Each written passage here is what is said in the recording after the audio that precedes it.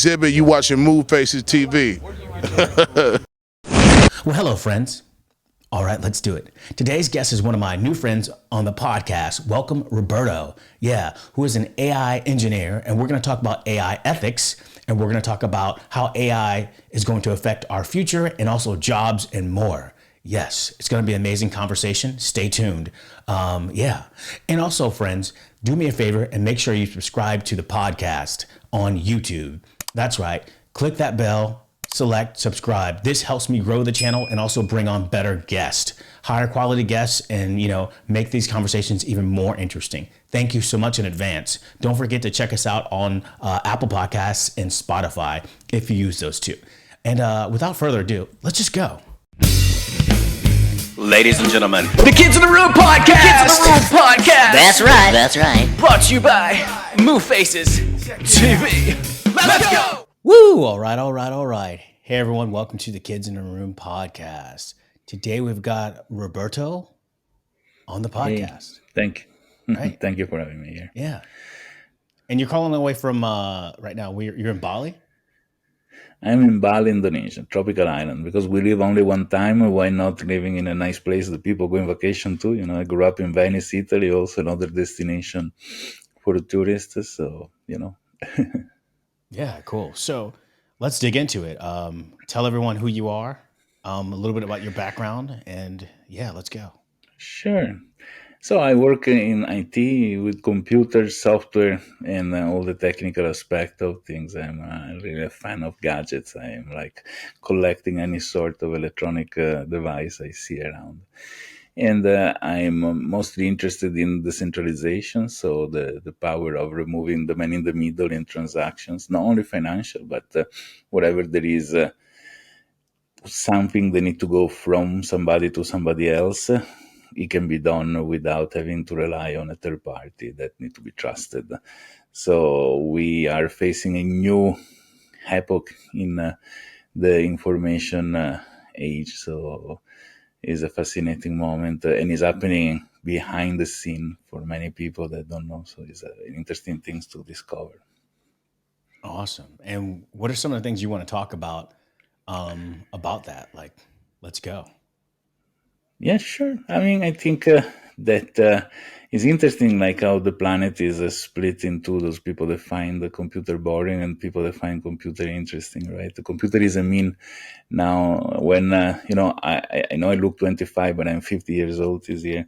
And when I was a little kid, it was something new. And those people sitting there, the computer were really geeks. Now everybody with a cell phone in their hand spend hours every day interacting with the application. So the world had to go back on their judgment as everybody is a geek in a certain form.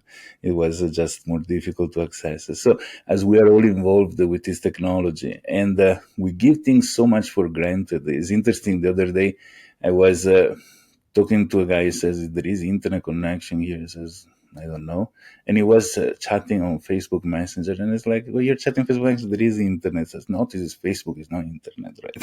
So the capacity to split away what is the technology that allow you to do certain things with the things that you do, which is a correctly fine aspect. We don't care how the engine works when we take the car from home to work, right?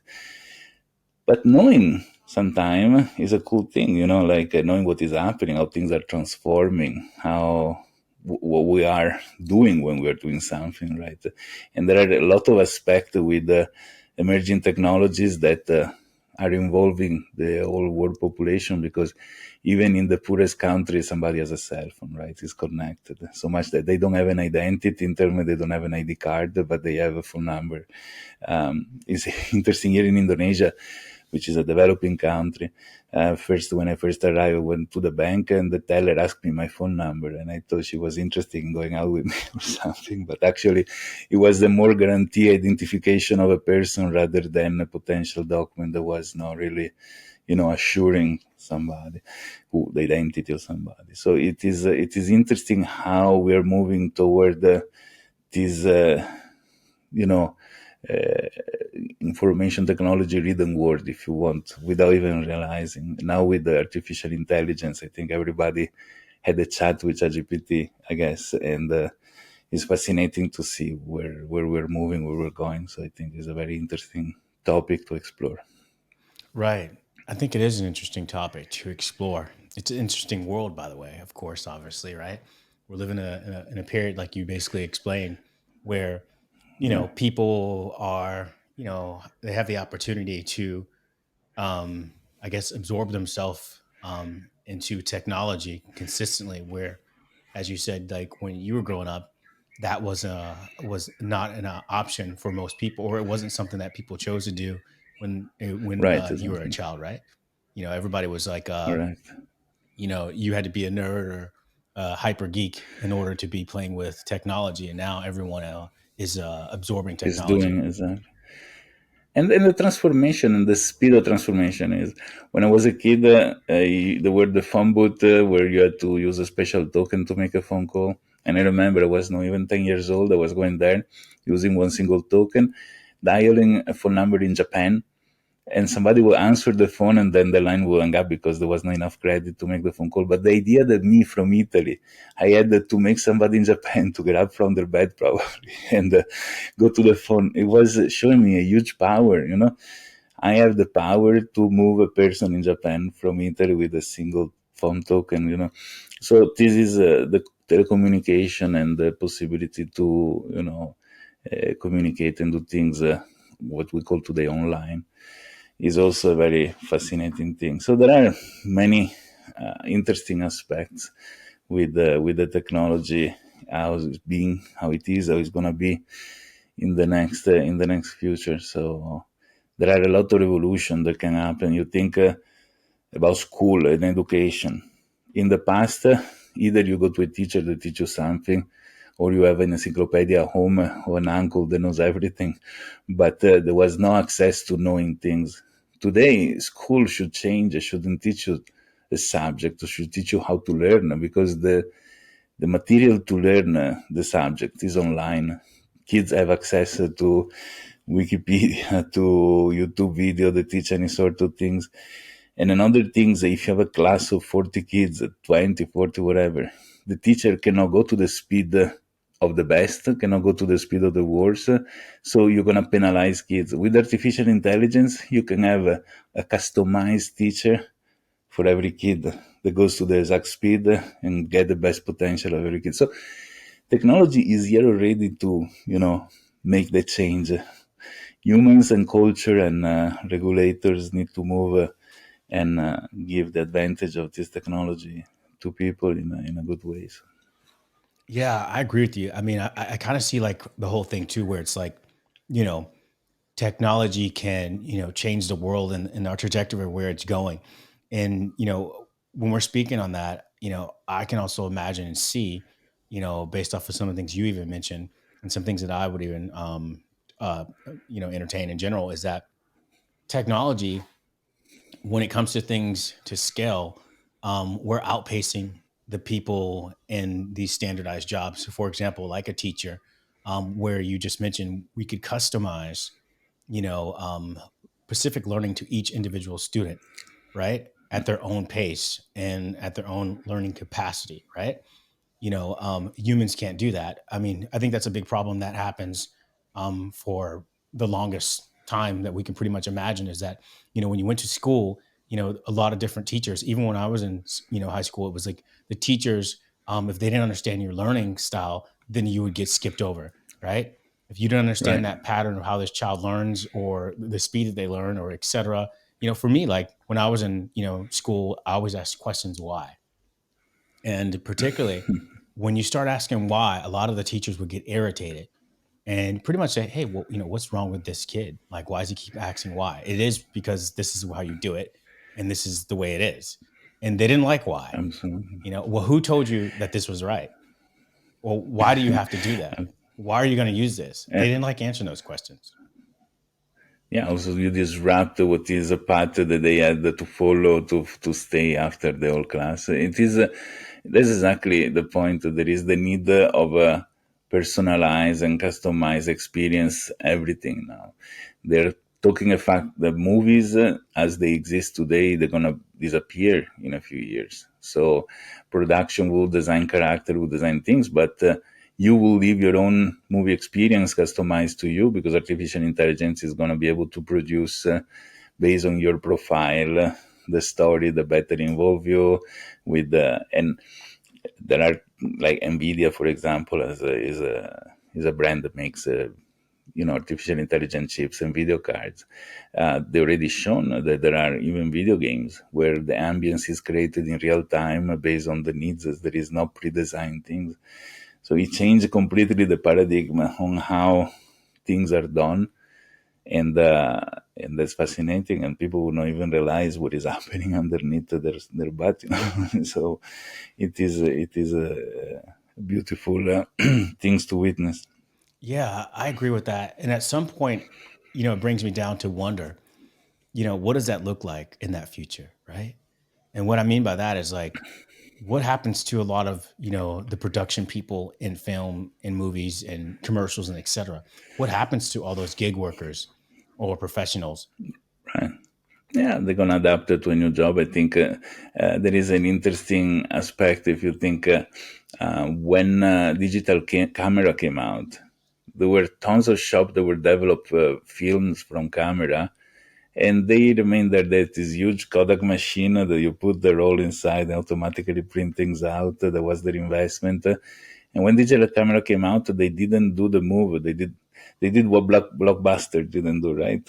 So, in a certain point, the few Photoshop they updated themselves with the capacity to print the digital photo, to retouch, photo retouch, digital picture like this.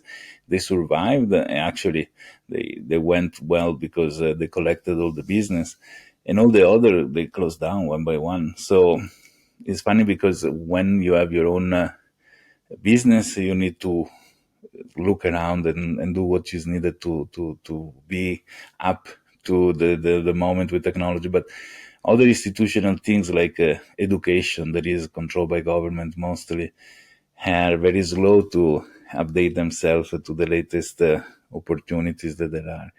So, whatever is established, when people has the mentality to say, if it's working okay, why should I touch it and change it? But those that do the change are those that are going to win. And so it's important to know how to, surf the wave of the, disrupting technology that are coming out here. Yeah, I think that's interesting. I think it's interesting in a lot of ways. I mean, your example about Blockbuster and how it phased out, but I also, look back and think like, what's going to happen to the people who created the original movies, where there'll be a new generation who just gets excited about watching original flicks created by original people versus AI. There'll be the retro Right. kids who just, I don't want to watch. Is this done by AI or did real people do it? So it's just going to be interesting to see that total twist. You see kids now who want to go back to Polaroid photos, right? It's a trend now. They want to take Polaroid photos. They're tired of the digital space, And one thing when you look at digital photos, as of today, it's like sometimes they're too, I guess, sharp, if you will, and they don't, you don't get to catch this. I guess you would say more of like the spirit of the actual photo, like you used to do with these type of Polaroids, where it just felt more natural and it looked more real, and it felt definitely dated towards that time. Whereas a lot of digital cameras, they're over sharpened, and then they're really not set for all different types of lighting and settings for different people in general. Most of all, I think the damage that the filters are doing in creating a fake reality that remains as a memory. Think about this. Who is like 30 years older, hardly have thousands of pictures of themselves 1 years old, 2 years old, because, either you take a picture, develop it, and it was an occasion, it was the birthday, the holiday. Here today, there are kids, and I have four kids. The oldest is 32 years old, the youngest is 3 years old. Okay, so I see the 3 years old that keep watching in the cell phone a picture of herself, and she's gonna create fake memories because we don't have memories until we are 4 or 5 years old, right? 3, 4, 5 years old. So we don't have memory of one when you're 1 years old. But if somebody tell you a story, you can fake your brain. So your brain fakes a memory, right? And these kids are gonna impress in their brain memories that are not real, but are generated by these thousands of pictures of themselves in the daily life, right? So they're gonna grow up in a very different way that we did, because we had a dark past, because we had no memory of when you were 2 years old, what happened to you, so you build up on the unknown. They're gonna build up on a very well known, but a real, unreal kind of set of memories. So it's gonna come up a generation that is going to be very different, and this is just something that happened the last 10 years, because even digital photo is older, but unless you spend a lot of money for a nice camera, the simple camera on the cell phone, the resolution was so bad that it was still like a Polaroid per se. Yeah, No. So, I agree on that too as well. But one thing I will say is that although the cameras have gotten better in technology and clarity, there's a lot more functionality or settings that you have to do in order to get the proper settings correctly. For example, even like your iPhones, it's pretty much shaped. The camera is shaped more like a bowl, if you will. It's almost like a bowl, like a fish bowl or something like that, or a right. bowl in general that you get from the kitchen. It's shaped like that, so you have to take it. You have to hold it basically at an angle in order to get the proper image, right? Because it can distort your face. A lot of the iPhones or the camera phones on these devices, they have something called face distortion, right? They can make your nose or Yeah, your head shape look completely different yeah, depending on the yeah, angle of you exactly. holding the actual photo. So the photos from the actual cameras are not even accurate at all within themselves. Like you have to be able to hold it at a certain distance. You also need to have a certain amount of light, because the cameras aren't as smart enough to actually pick up the exact realistic light. So you can look totally like no disrespect to anyone, you can look like a monster. And that can give you different type of emotional issues as well. So the cameras being more sophisticated doesn't actually mean they give you an actual real life picture of that individual. Most of the time, it gives you an Sure. unrealistic picture of an individual without the filters.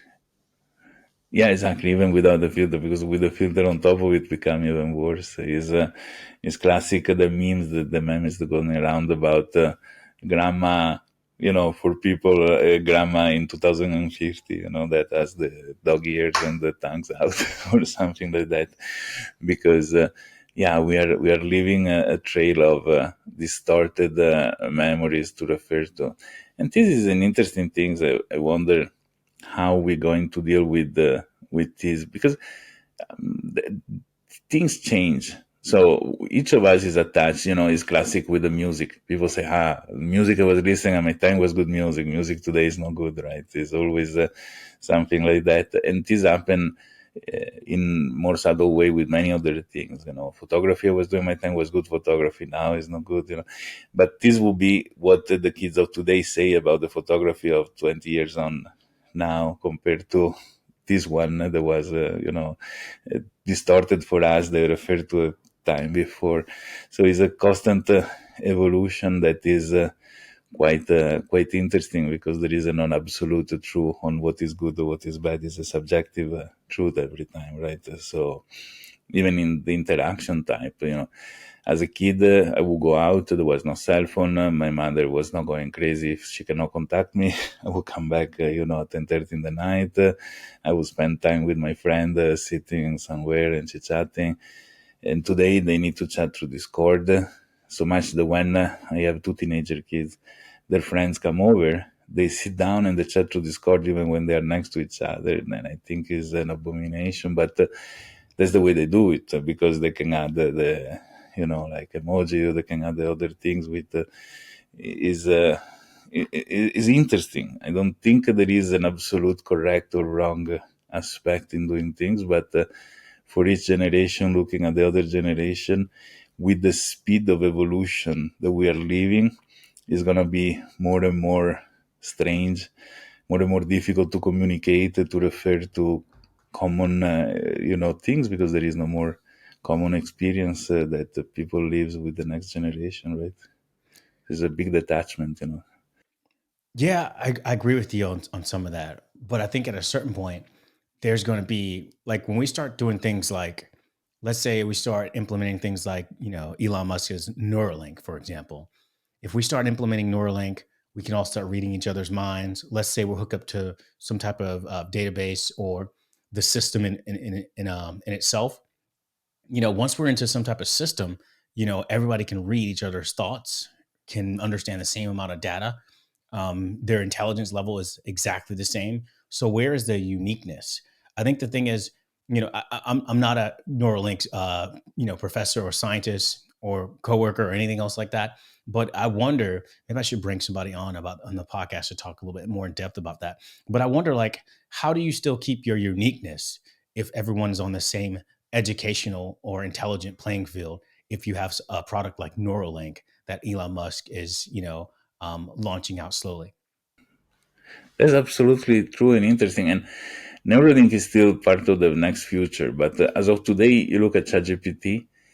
For example, my wife, she's a Balinese lady. Her English is now excellent. And she always had a way to communicate that was compared to her, education and capacity of speaking English. Now with ChatGPT, she will write emails that are amazing. Valentine's Day, she sent me this beautiful text, that was clearly not her own. But as you're saying, she's becoming good thanks to the tools that she has. And this brings it to a level that everybody else is going to have identical to each other. So people is going to lose uniqueness. That's a pretty correct things, which is, interesting. And I see this in a completely different way. Technology is still related, but not. But with plastic surgeon, for example, I was impressed in Australia. So many beautiful girls, but they look like came out of a factory printed. They're identical one to the other, right? Because the changes that they made, because the model that represented the beauty probably is that.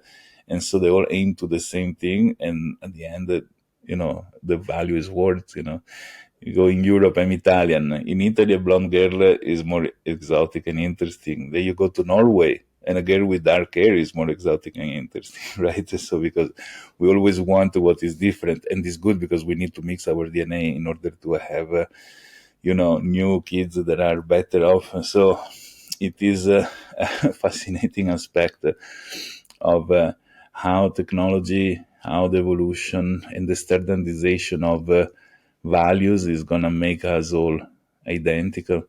Is There was a TV show called Weeds. I don't know if you watch it, and the opening title was really based on this thing that. In the classic United States, real estate development that can be afforded by the same kind of salary. You got the same kind of people that do the same kind of job, they get the same kind of car, they got the similar kind of wife, the same kind of kids, and is like repeated hundreds of times because each house has the same kind of configuration, and is actually a very good point. Like we tended to group and standardize things, which is terrible because nobody is unique. I tend to be quite outside this kind of a paradigm myself, but it's true. No, I mean, I totally agree. And I think like it's funny that we recognize these things in technology moving forward, but we don't recognize that when it comes to standardized testing. We typically will educate everyone or grade everyone on a standardized test and say your intelligence, is acquired or is measured based off of these standardized tests. And anyone who doesn't, score high on these standardized tests or goes to a specific school, they're not intelligent and they're not smart. So in society that we live in, as you know, we measure, education or intelligence off of these, systems or affiliations to greatness or affiliations to intelligence, which would be institutions like schools and and also your grades within these schools that someone else set up. So someone who had a baseline of intelligence or who had a system that they created said, this is, if you pass my test, then you are intelligent, and anyone else who doesn't really pass this, they're at this level. So it's ironic that we do follow that when it comes. I mean, we don't look at that as being like odd, but we look at it in the future and we say, oh well, when everybody's exactly the same, it's odd. But the funny thing is like we're testing that way, and we're not Yeah, objective but in that. the society is demanding that. If you don't respect the standard, you're not beautiful. If you don't respect the standard, you're not successful. If you don't respect the standard, you're not going to be accepted. And that's a very funny, other strange thing. For example, in Western society, women shave. You don't see a woman with hairy legs, right? Here, they don't. And I had an employee that had this super beautiful girlfriend, but her legs were like a bear. My God, they were super hairy. And I asked him, it's not annoying for you that she's no woman have hair like man is normal. It's not being affected by this, modification of the physical beings that is imposed by, the standardization that we were talking before. So I started trying to look at things from a different perspective. It's true. Am I judging a woman just because she being shaving or not? Because naturally they have the hair on the leg, and at the same time, it's yucky. It's not, because I grew up with the image of the woman that has to be with no hairs, and it is a brain conflict, and we apply this judgment and filtering on what we want in 2000 aspects of life, in the food that we eat, in the education we get, as you were mentioning before, rather in the job I'm gonna get, or if you're an employer, in the employee that you're gonna get, which is so wrong, because if we had the capacity to think in a good manner, we will be living a life that is very different, I probably think, but Yeah, I totally agree with you. But with that question being, you said Bali, there were women with, hair on their legs. I'm surprised that Bali, and I'm assuming Bali, you're talking about an Asian girl. I'm assuming, maybe not, but an Asian girl with a lot of hair on her legs. That is interesting. I haven't seen that too much. yeah. Sometimes with the motorcycle, I stop at the traffic light and I'm looking toward the ground because to see if I stop correctly. Then as soon as I raise I see the motorcycle next to me. I see the hairy leg and I think he's a guy, and then I go up and he's a lady. And which is, in the natural life is okay. If you think during winter in Western country, there is no winter in Bali. But during winter in the Western country, ladies that don't have a date, don't shave, is covered by their pants. Who cares, right? While when they need to expose themselves, they shave. So here, probably because it's all year round, if they don't care, there is no reason. Obviously, women that date, that they know certain standard that they need to be expected to cover, they would do shave. Mostly those that know the Western world the most. But locally, is not a requirement. And this is so strange, so interesting, and make you think a lot. What are we demanding? Under what stress are we when we need to face a social acceptance in all terms, at work? I need to speak with the language that seems so furbished, so pieces, while nobody understand me to seems intelligent, or I can say very intelligent things talking in a way that the 5 years old can understand me and I look stupid because I'm now able to talk in such a way, If you think historically, there were always languages for the nobility, for the government, that were not understood by the peasant, by the low population, purposely, right? To keep a separated class. Now, if you hear two doctors talking to each other, they will use terminology that the average person have no idea. Now, I don't think two doctors should talk about poo poo pee pee because, it will be more clean to speak with certain terminology. But when they start communicating with the rest of the world, they need to talk with the terminology that the rest of the world has, right? Because as they create, like a bubble where they live inside. And unfortunately, in the standardization and judgment, people that can talk with the language, for the person that don't understand, it looks intelligent automatically. In terms of IT as well, people that speaks about IT using all research terminology they just learned the day before. People say, "Oh my God, this guy must know everything." People that talk in a simple way, but probably the guy doesn't know. And is I don't know. Yeah, humans are strange. I think that's funny, and I agree with you on that a lot.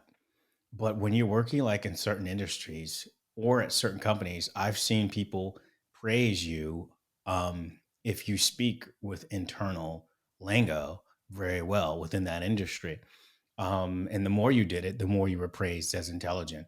For example, if you look at companies like, Meta, I know when I was internally there, I kind of saw this. Maybe it was a team, maybe it was whatever team I was working with, but consistently, this is what I saw.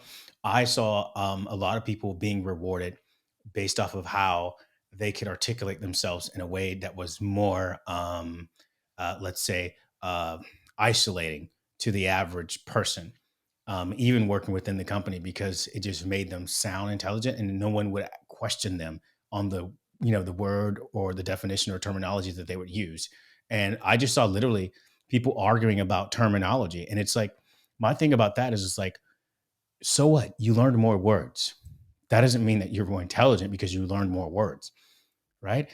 I speak English, that's one of the languages I speak, but let's just stick with English. I don't know every English word.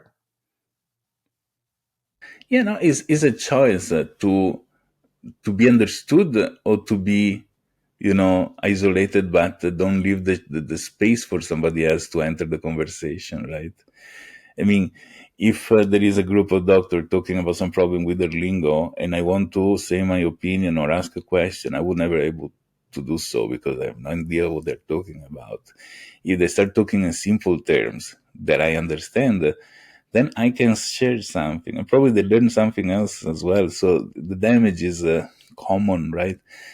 And this is another aspect that, it keep going, and it is a trait of human beings, I guess. But um, yeah, humans are a strange animal for sure when it comes to do the good things or the bad things, or to evaluate the good things or bad things. As animals are able to identify a danger, to identify an opportunities when they need to survive, we had this a lot, but we lost it. I think being, like falling for these sort of things. Like who is I don't know. I think like the thing is, we humans are competitive, and and we're rewarded if we feel like we're rewarded if we do something special better than the next person. So consistently we see humans competing against each other to make themselves seem better in any aspect that makes them look better to whatever crowd they're trying to appeal to.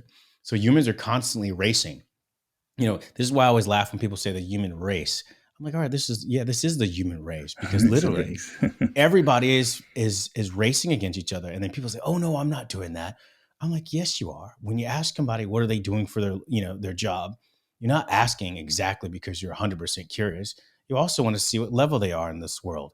When you ask somebody where they work, you're also checking what level they are. They're whether that's in education, monetary objects, like how much money's in your bank account, etc.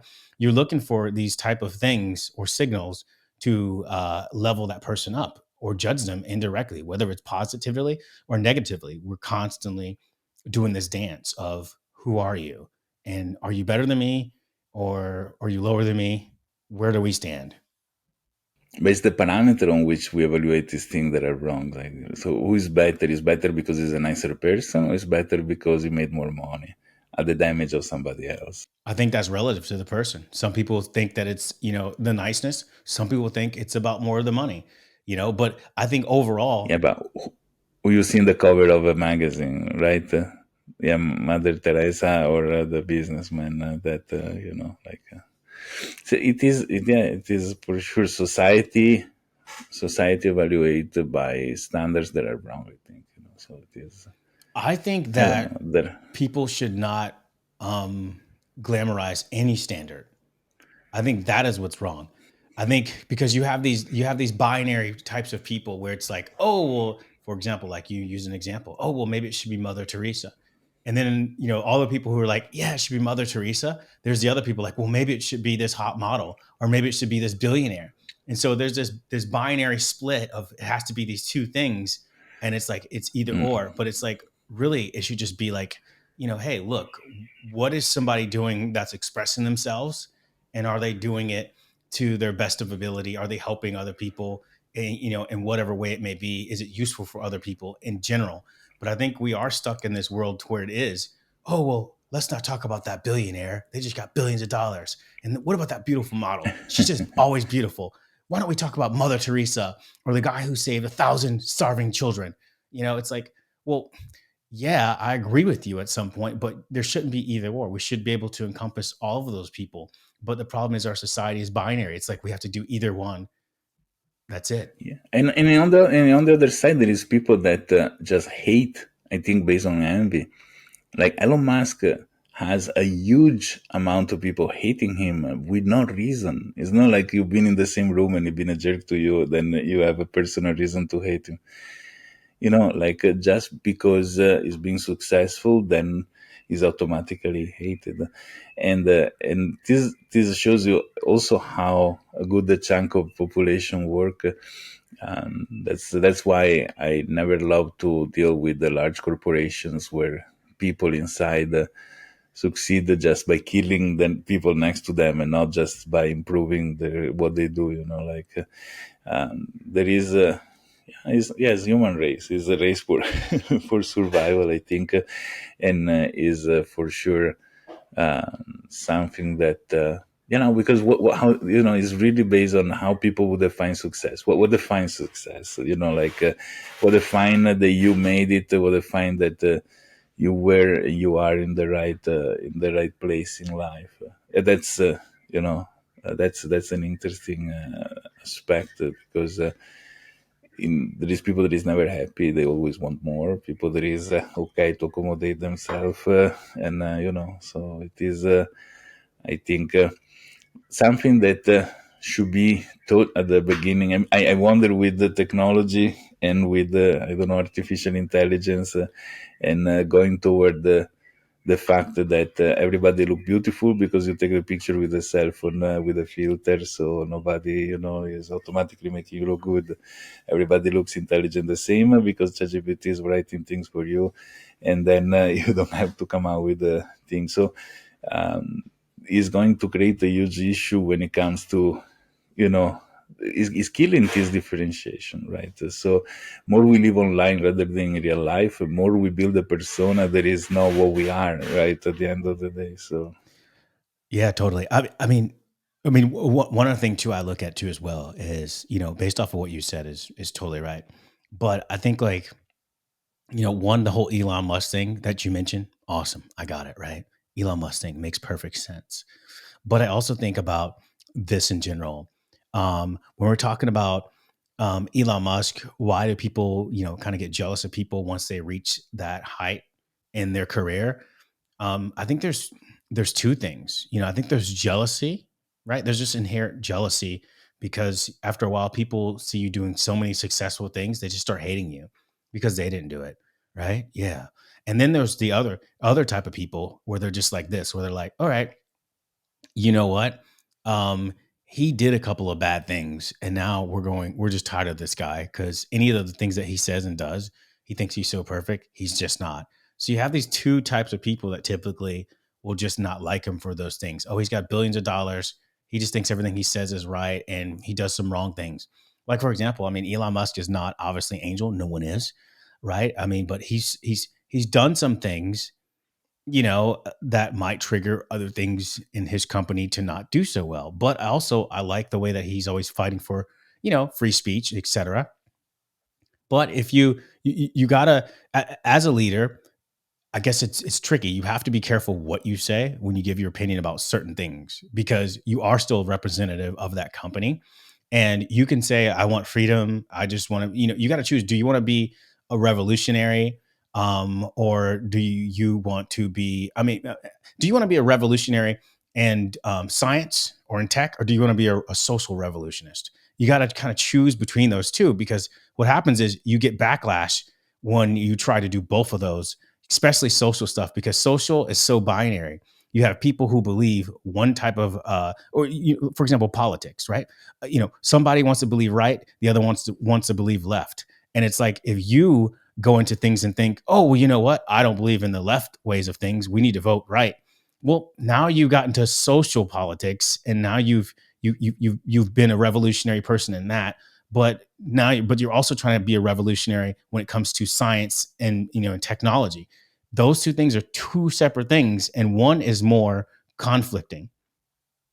But well, people cannot split the things. So the fact that they smoke a joint at Joe Rogan does make the Tesla a better or worse car.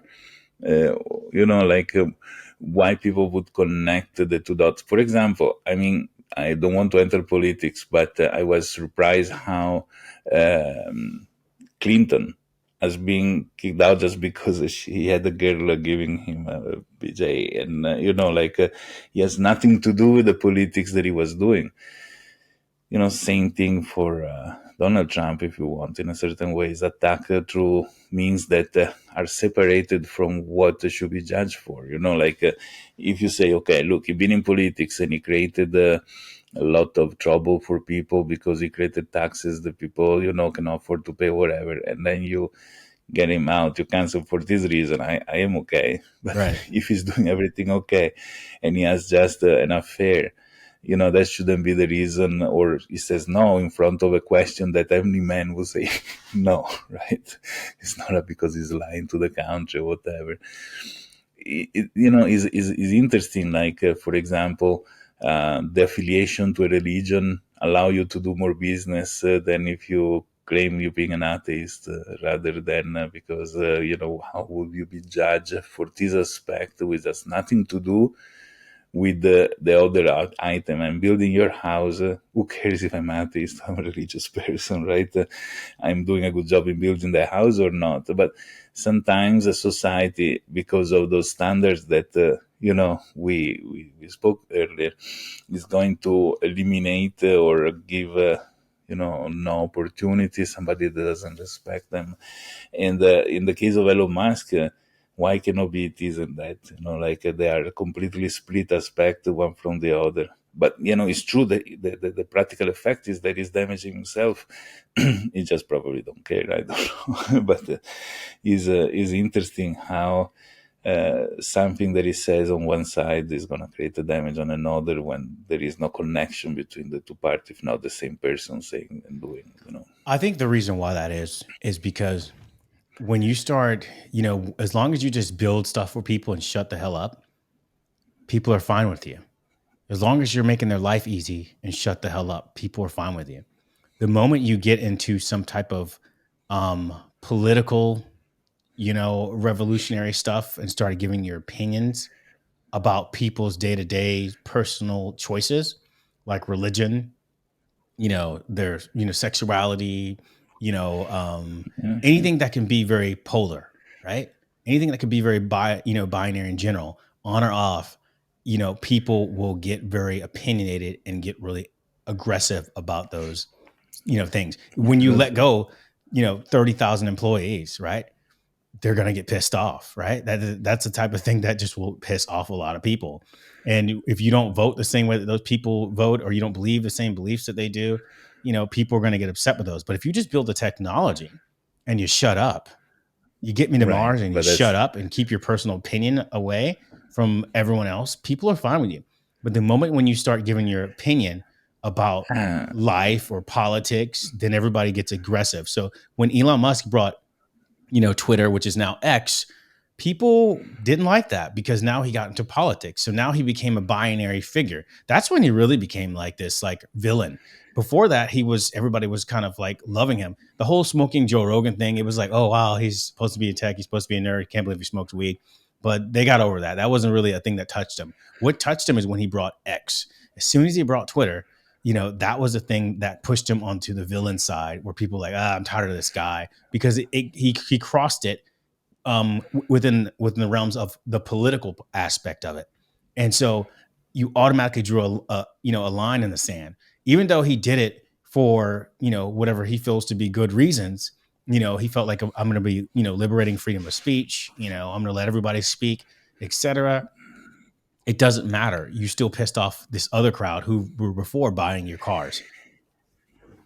Yeah, that's but there the touch. I think like Will Smith slap the guy who was Chris Rock. Like, oh no, who was being slapped at the Oh, that was Chris Rock. awards. Yeah. Chris Rock, right? And then suddenly people don't want to watch his movies anymore. Michael Jackson goes with little kids and means his music is not good. It doesn't matter. He is a bad person before what he did, but the music is excellent. So can people split the two things is automatic? Will Smith is a great actor. Being unpolite to use that nice term. I mean, here's the but thing. This doesn't affect. Could people do that? I think people do that now. I think that, people just don't do it to people that are relevant of our times for as much. For example, we still, we still have Columbus Day in the United States, right? We still do Columbus Day, right? Columbus was, a pillager. He was raping people. He caused, millions and millions of people indirectly to die, for greed and gold and whatever reasons he may have hidden. He did a bunch of awful things, but for years we've been celebrating Columbus Day, and we still it's not erased from American holidays. We still have a Columbus Day. We have Indigenous Day to kind of like hug onto it, but it's not really widely accepted. We're just like, I don't know. I feel like humans in general are just like we pick and choose what's good and what's not when it's convenient for us. When it aligns with us, we can go ahead and, kill people and bomb people, but then, as long as it aligns with our religious views, then it's okay. But if it doesn't align with our religious views, I can't believe you. You're a murderer and you're a savage, but if it's okay if it aligns with our religious beliefs to kill and murder people, that's just how we are as humans. In terms of hypocrisy, humans are amazing in this thing, how things change based on, you look at the two conflicts that are happening now between Ukraine and Russia and Palestine and Israel, they are sadly identical, but people stand on the two different parts, the two different conflict because who's friend is who. So there is an objective view says, okay, now if you're supporting Ukraine, you should support Palestine. If you're supporting Russia, you should support Israel. But no, and it is sad, I think, the fact that even when there are topics like this, as soon as you say a controversial, and controversial doesn't mean that it's wrong, it's just it doesn't align with the, common speech, they say, then you are automatically not a good person or whatever, are judged. And so people tend to shut up or say something that they don't think just to align.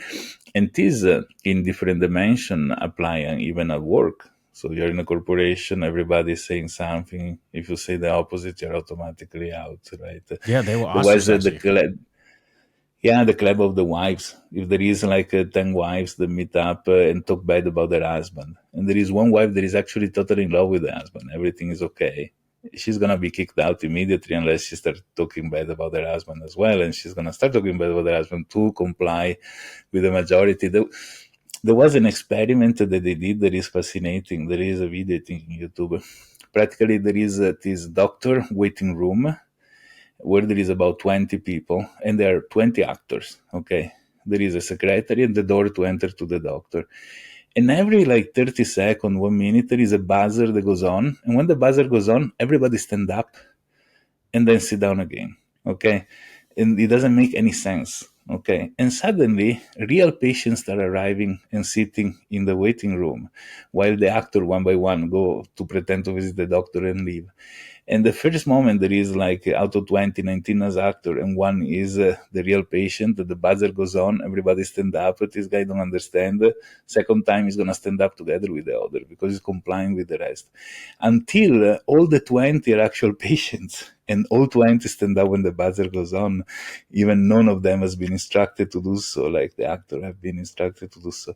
And this shows really how to comply with the other people around you is so nobody question why are we standing out when the bus goes on, right? But they actually do, and a very fascinating experiment, and that shows really how it's easy to control humans, right, in front of uh, the fact everybody is doing something, and so people has to do them as well. And this is in the adoption of technology, and like even if you know it's bad, if you know that your data are going to a large corporation to sell you something, if you are tracked, whatever, because everybody does. If you don't do, you're cut off, you're cut outside. So people comply. Everybody has his own social media account, has his own cell phone, and does these things. And again, going back to the starting point, that's why it's important to remove the man in the middle and to decentralize things, right? To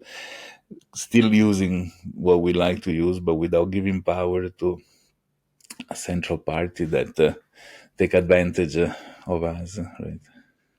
Yeah, and I think the thing is, doing things and making things more decentralized, that's awesome. But we also got to think about when we do that, what is the reference data? Is it thinking independently or is it biased based off the reference data? I think those are the things we have to think about. The builders. I mean, it's like social networks. When you look at social networks and when you look at these, big tech companies and you look at the people who are building these products, you have to understand, hey, these people who are building these products have these internal biases and they're going to build that within the actual product itself.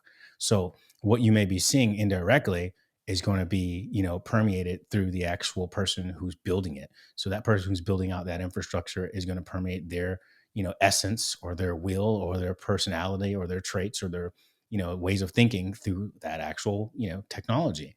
So when you look at things like social networks, you look at platforms like that, and you look at bots that are permeating all of these different websites, making comments, and writing different things, and from what I believe and what I kind of see is like it appears to be that there's just different countries pushing bots throughout different social media platforms at the opposing country to kind of manipulate the main core base, whether that be political or cause internal disrupt, within that community or that area or region or country within general, because it's easy to manipulate people. I tell people all the time, the war that we're having now is just not a physical one. That's just the physical distraction. But our biggest war is the technical one that we're having currently right now. And it's been going on for the last couple of years. And just people haven't been, obvious of it because they don't understand what's going on. They may be victims of it, but they don't know what's actually happening. They think that people are acting on their own. They think that people are acting on their own. How do you say, their own opinion or their own will, and so, well, they're acting within their will, but there's subliminal messages. There's posts that are being targeted towards them, telling them things that they might have seen them clicked on.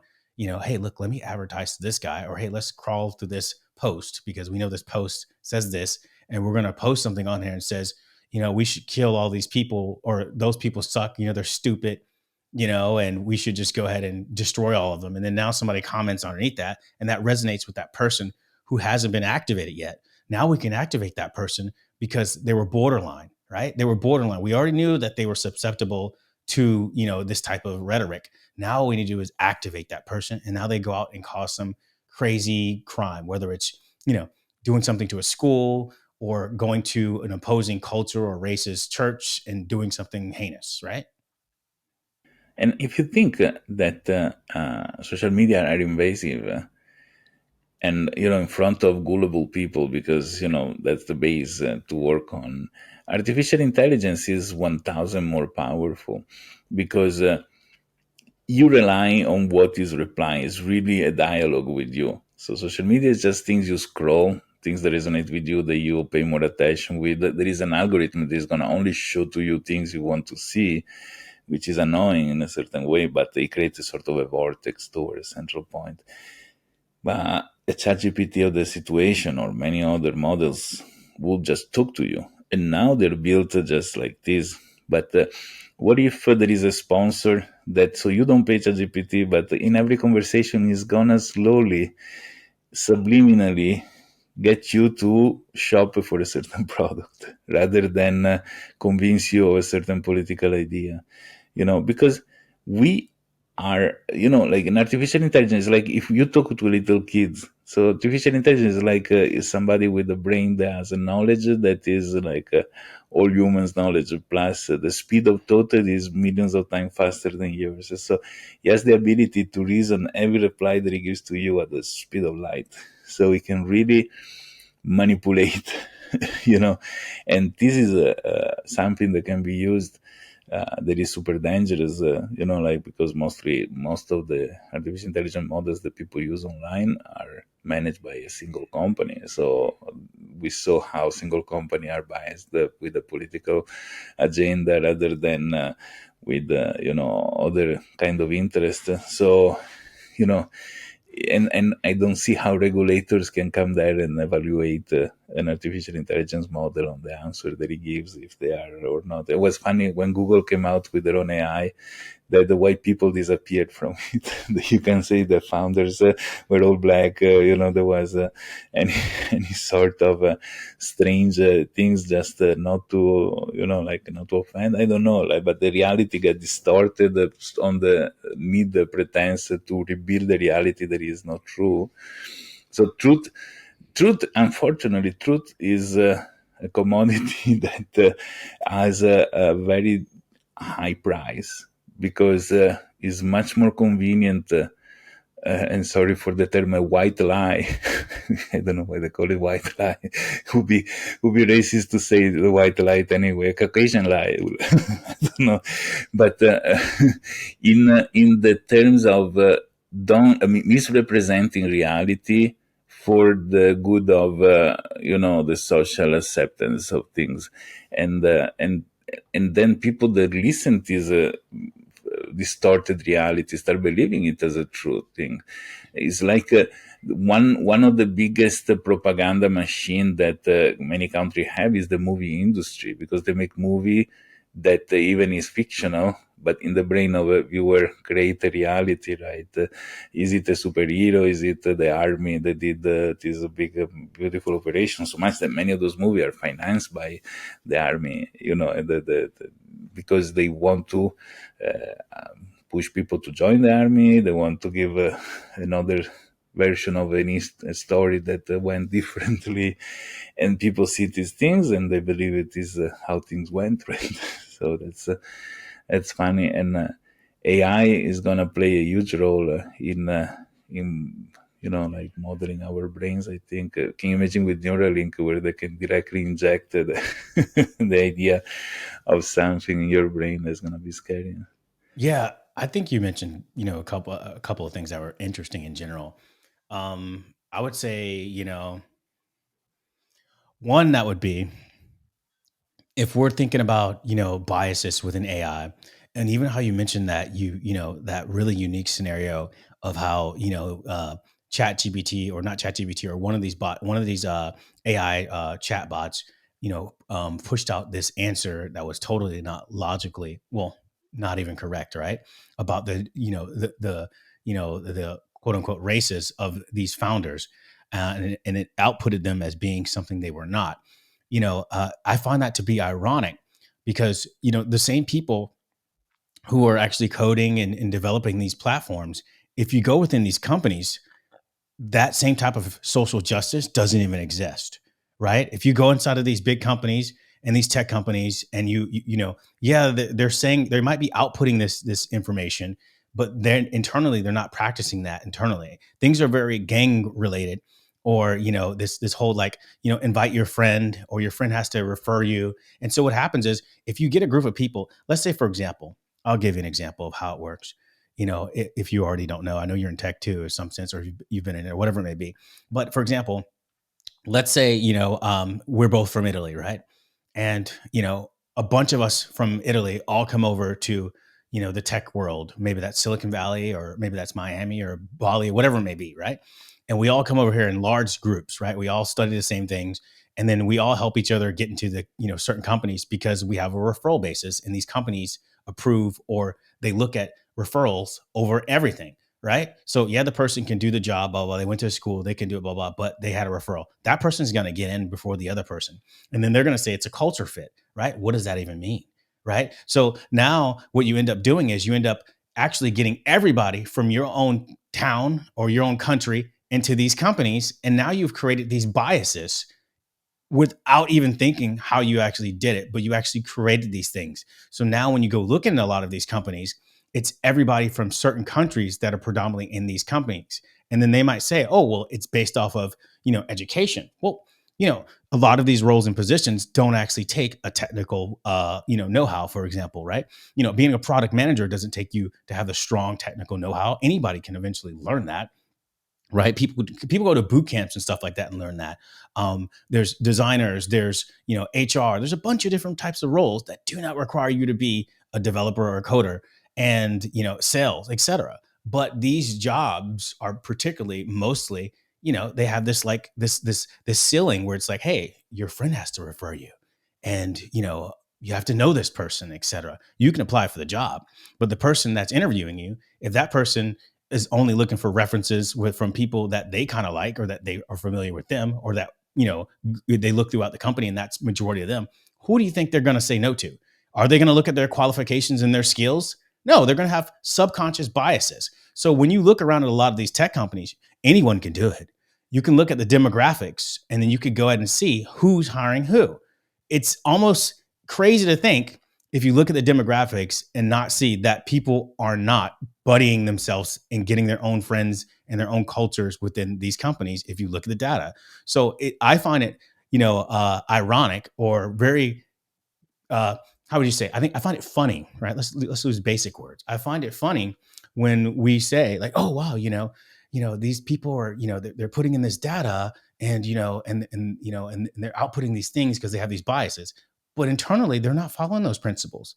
They're pretty much following pretty racist predicaments or situations, but they're thinking, or it may look like they're not, but they are. The data doesn't lie. And as a person of data, which you and I both are, we're going to look at data, right? Now we're going to look at more context within that, right? But it's easy to see how if we all come from a certain region and then, we're a part of the same family, then all of our cousins and brothers are in the same company. What's the irony of that? Like we're the only smart family in the whole freaking world. Like, how did this happen? Like, come on, dude. So to say that they don't have, these biases or prejudices inside there, I'm not here to say, it's either this one or that. There's something going on, right? There's something going on. And we could say that it's just friends, proximity that, obviously smart people. I've heard these things, bounce off. I live here in Silicon Valley, by the way. I've heard people say, smart people hang around smart people. So it's proximity. And I agree with that to a certain extent. But again, that goes back to our early conversation. Who defines what is smart? Right, and yeah, maybe it's even done in with a good intent, and it has the negative consequences, side effect, like the newsfeed. The fact that newsfeed in social media brings to you what they think, what the algorithm thinks you want to see, keeping you in a spiral of the same kind of way of thinking, and right, rather than diversifying it, right? And and it is a consequence. I think if the hypothetical company was covered by Italian, the canteen will only serve spaghetti, I guess, but because it will be the choice, right? So, and the message to the world will be aligned to the thinking of one way that I can sit there and tell you, Roberto, of how you can tell. There's a couple of ways you could look at things. Look at the food that they serve within the companies, right? What types of food are they serving within the companies? And that can tell you who your majority of your employees are, right? Who you're serving food. If you notice that a bunch of these startups are serving lasagna and spaghetti and meatballs, not trying to put anybody into a blanket, we know that most likely somebody has some type of Italian fetish. Absolutely. No, it's true.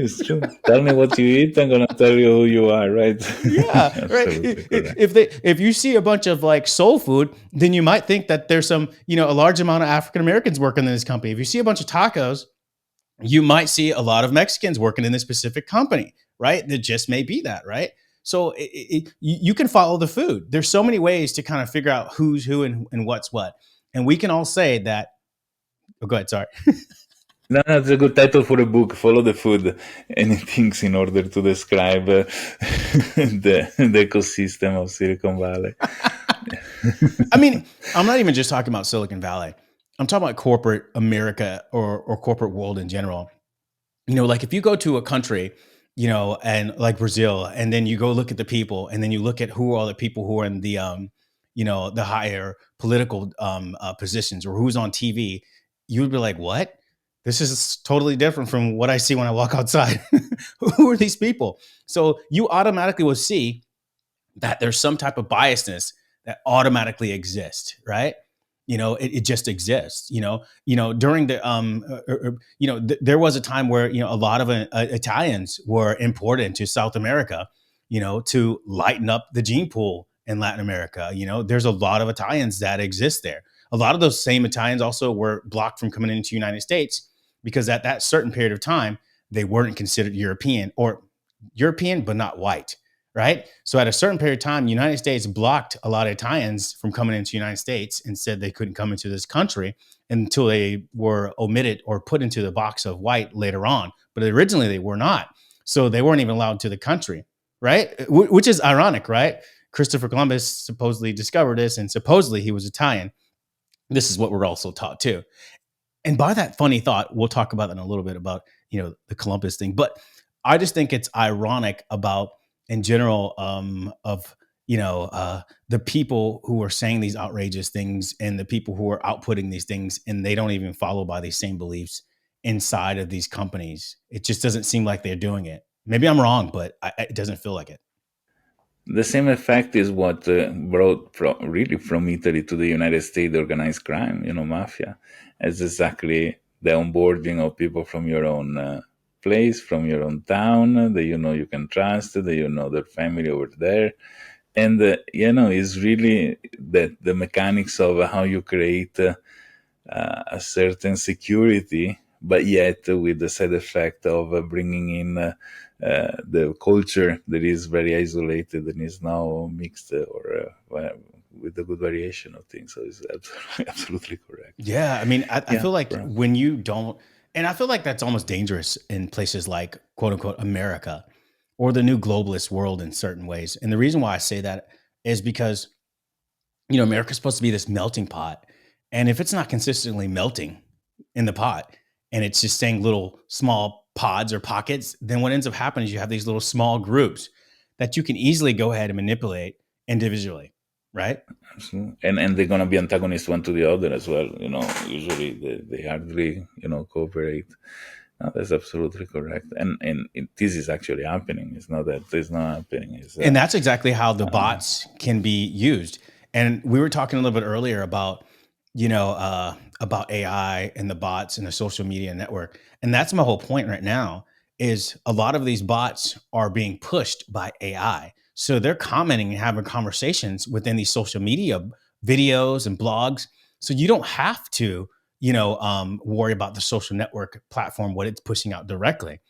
All the bots have to do that are pushed and, that are leveraging AI, all they have to do is know that you specifically liked this particular video, and it can search through and crawl through these videos that have a certain type of target that resonate with their message of whatever they're trying to push, whether it's racism, sexism, whatever it does. It can just crawl through and find those posts and start commenting, triggering post on top of that actual story or that content. And then now the person who's easily triggered automatically will see that video because this is what they've been interested in. And now it just activates them. Now they're just ready to go do something heinous. But not only, now we cannot trust any video that we see anymore. I could be just generated by AI in this moment. You have no idea. I mean, we are to the point that reality can be created, ad hoc for every kind of thing. So when the case of AI, having an account in a social media platform and creating content that is not real, in order to manipulate the audience, is hard to distinguish and defend yourself from this sort of thing. Because for as much as I know that if I see a video, it can be created with AI, my brain still register what is so, and still have, because how we're built, still have the fact that it's gonna save this sort of information for future decision, even if I know it was fake, because it's harder to, distinguish it, like the photography we see in advertisement that are actually photoshopped, but we still save it as a model of what we want to see and want to have. And yeah, that's an interesting manipulation that can easily be done in the next future. Content, voice, people talking, scene, events. Before they were the model to create a fake news, what they call them, and now it can be really the things generated even just for one particular Here's where I situation. think here's where I think it, of course, obviously that is extremely dangerous. But I think the way that, the AI bots that are going on social media are way more dangerous right now currently is because they can hide behind comments that might trigger certain people.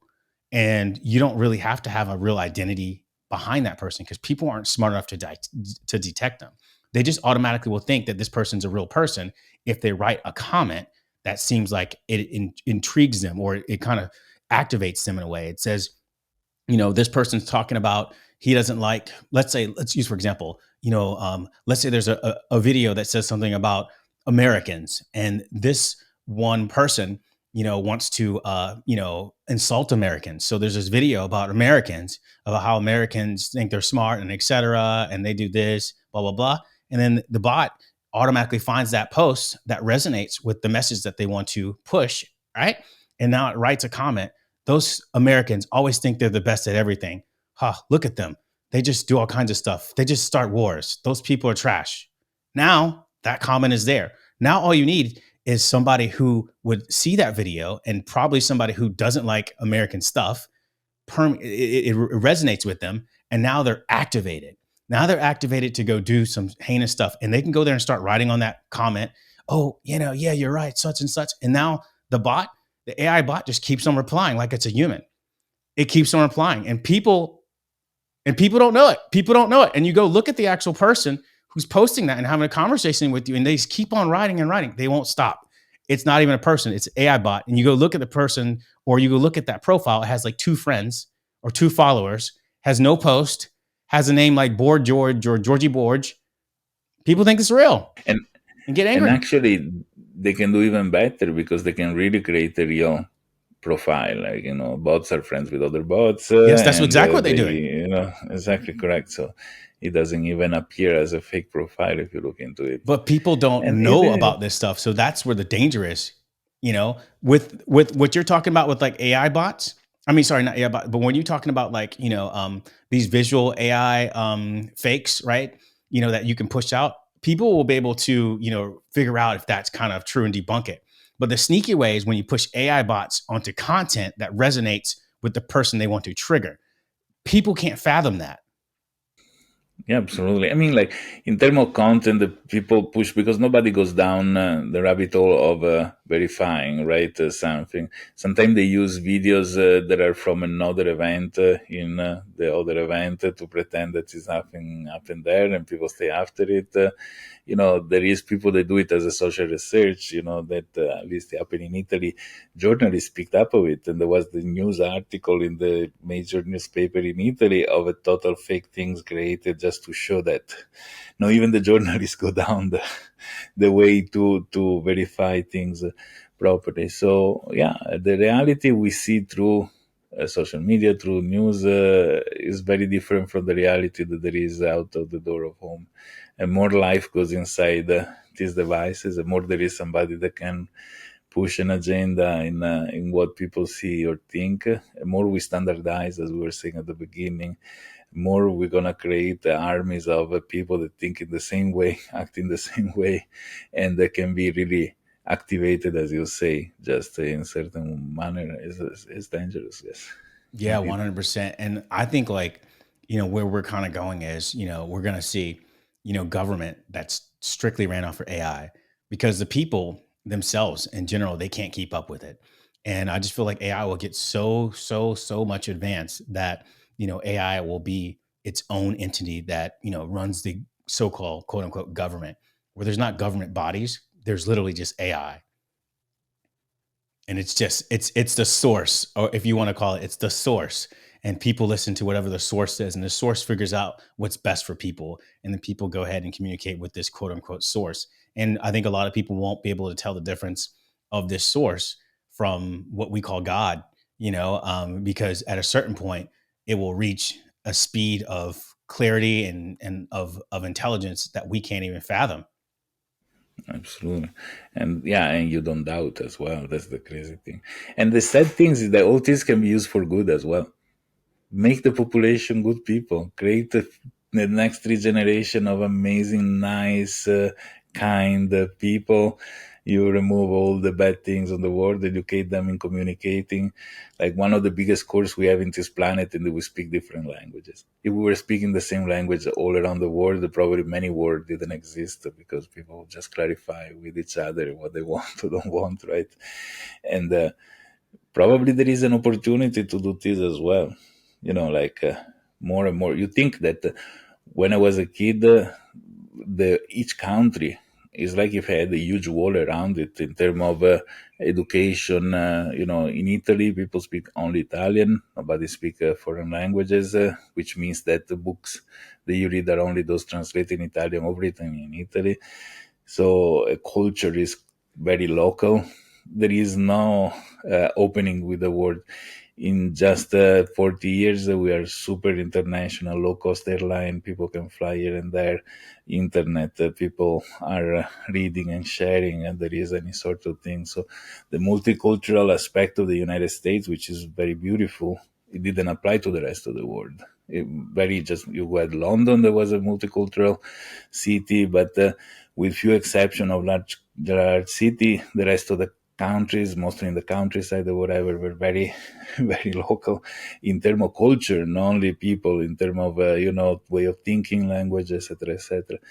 Now we are in a place that is completely different. Most people speak English around the world, which wasn't the case in the past. And, and there is the possibility to share knowledge. In fact, I'm surprised that there are conflict of a certain kind. And if you look, are mostly where there is more illiteracy than between countries that are literate, like it was happening during the past wars, right? That they were made on principle and not on, ignorance, if you want, of the population.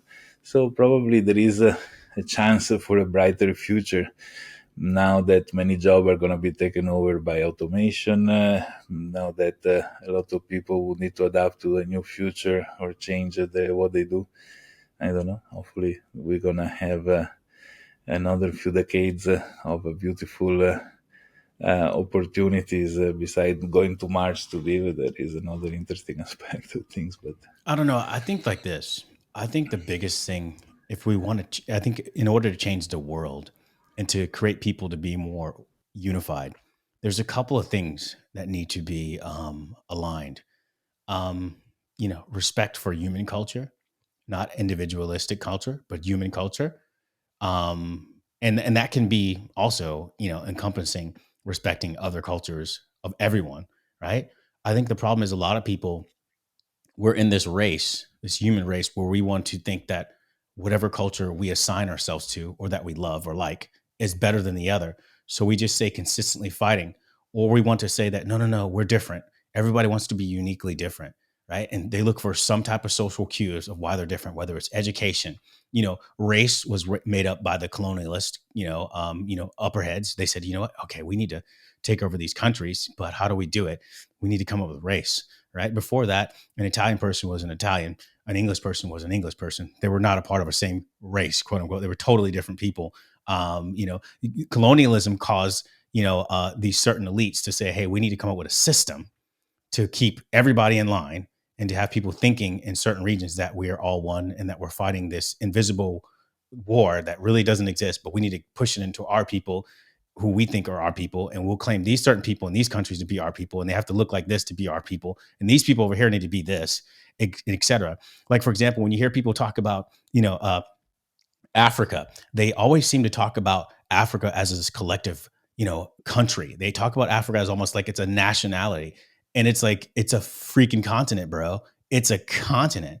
And the continent wasn't even named after any of the people on that continent, right? It was named after a Greek guy. So it's like, it's totally ridiculous. So when people start arguing about, dude, man, that's so, Eurocentric, or that's Afrocentric, or that's something centric, it's like, what are you talking about? Everything is based off of Eurocentric education and knowledge of our time, right? Because that is the dominant, I guess you would say, conqueror or entity over the world, right? The dominant conqueror or entity is colonialism.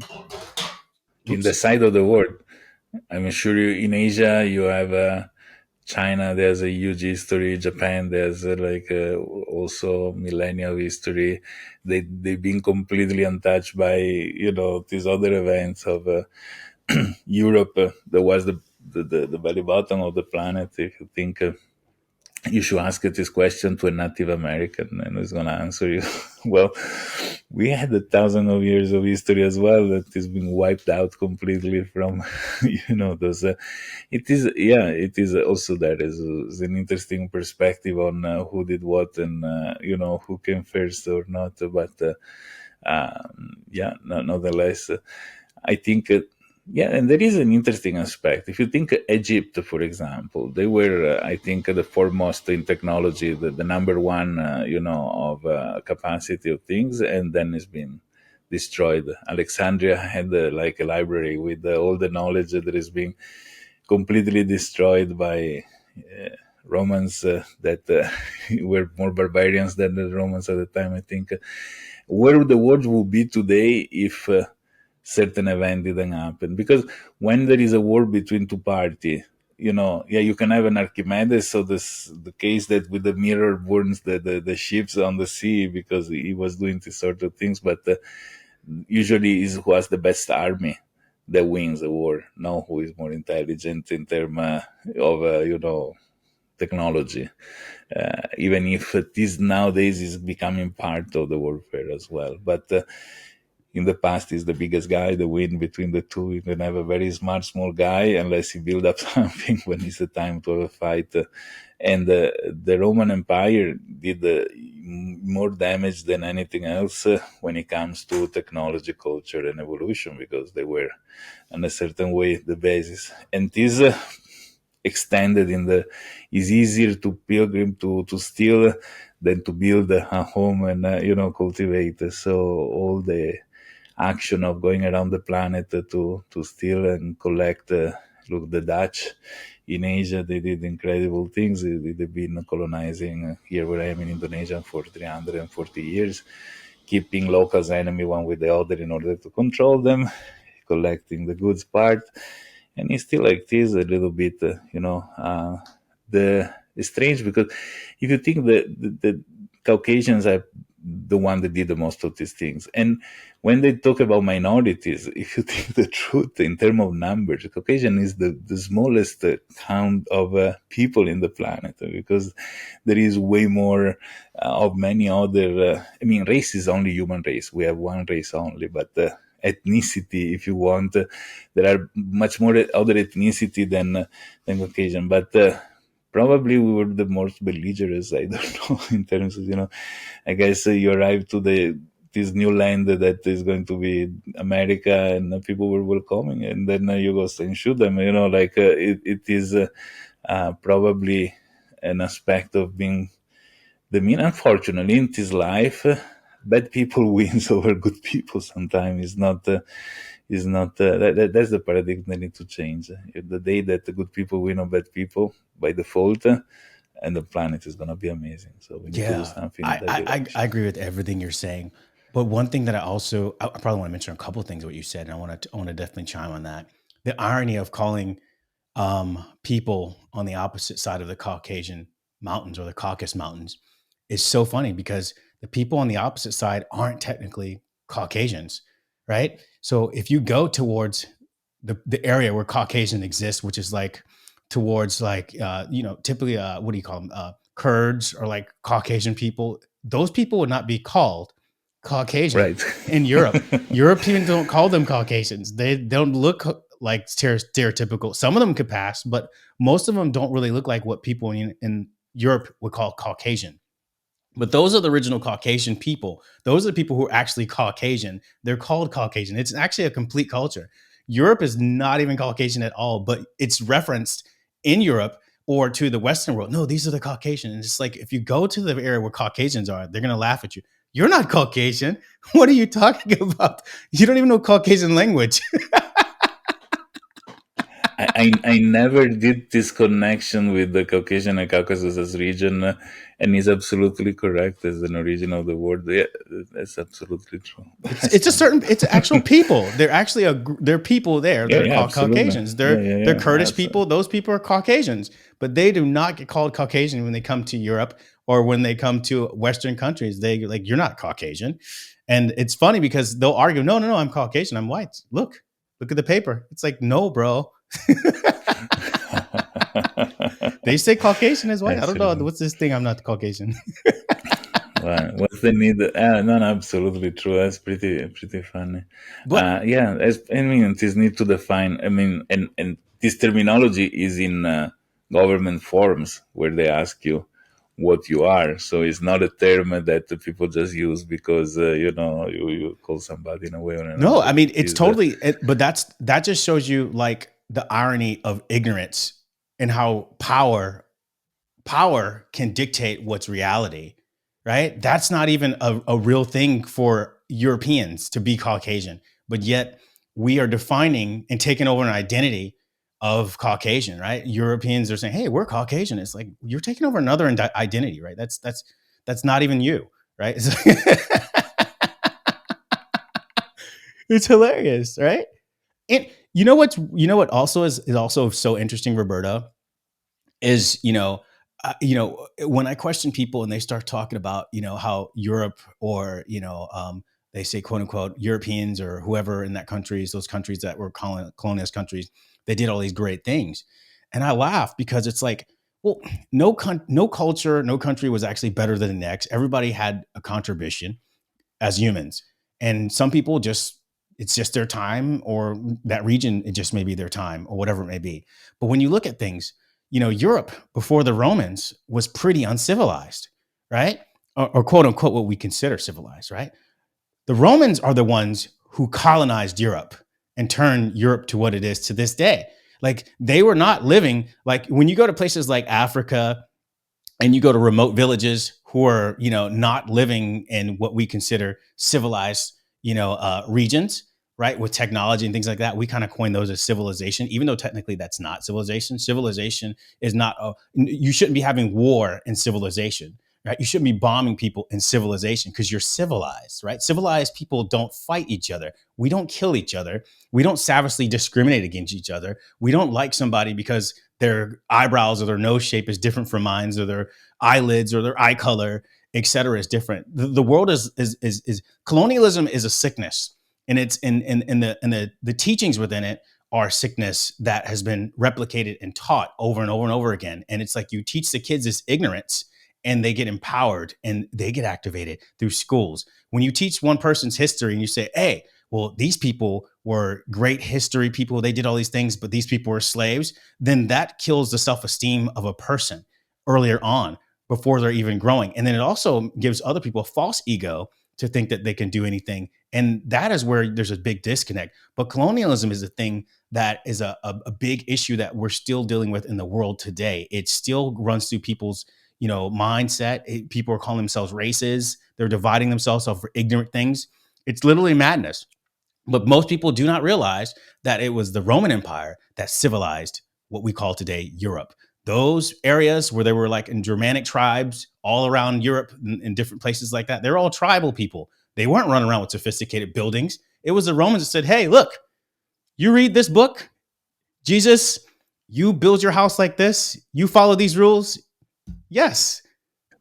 They did The it. Roman Empire wasn't Christian at the beginning; was No, they pagan. weren't. Yeah, But they're the or ones no? Yeah, who started the first colonization. They colonized Europe. And a no, lot of people in absolutely, Europe like yes. to believe, oh no, we just conquered everybody. No, bro.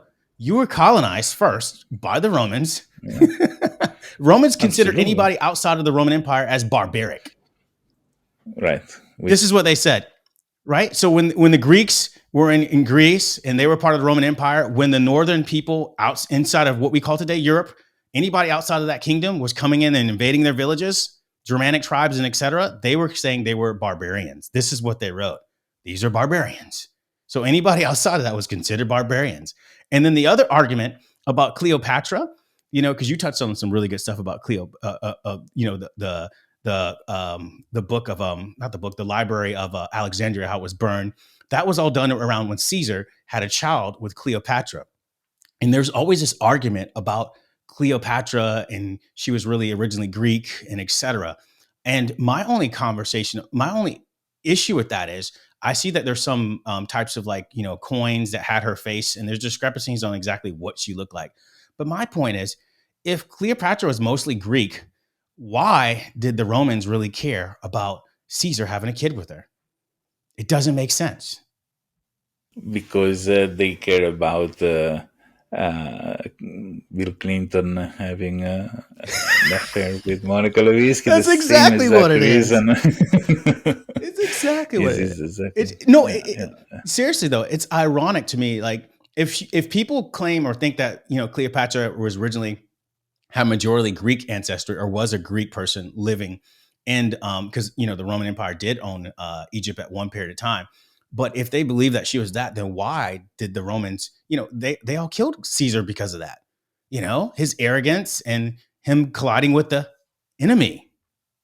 Yeah, but if you think historically, and it still happened today, marriages were much more than just two people wanting to be together. Were more putting the lands of the two landowners together. Where power means to create so much that sometimes it's just an analogy. The marriage, what really happened was actually just.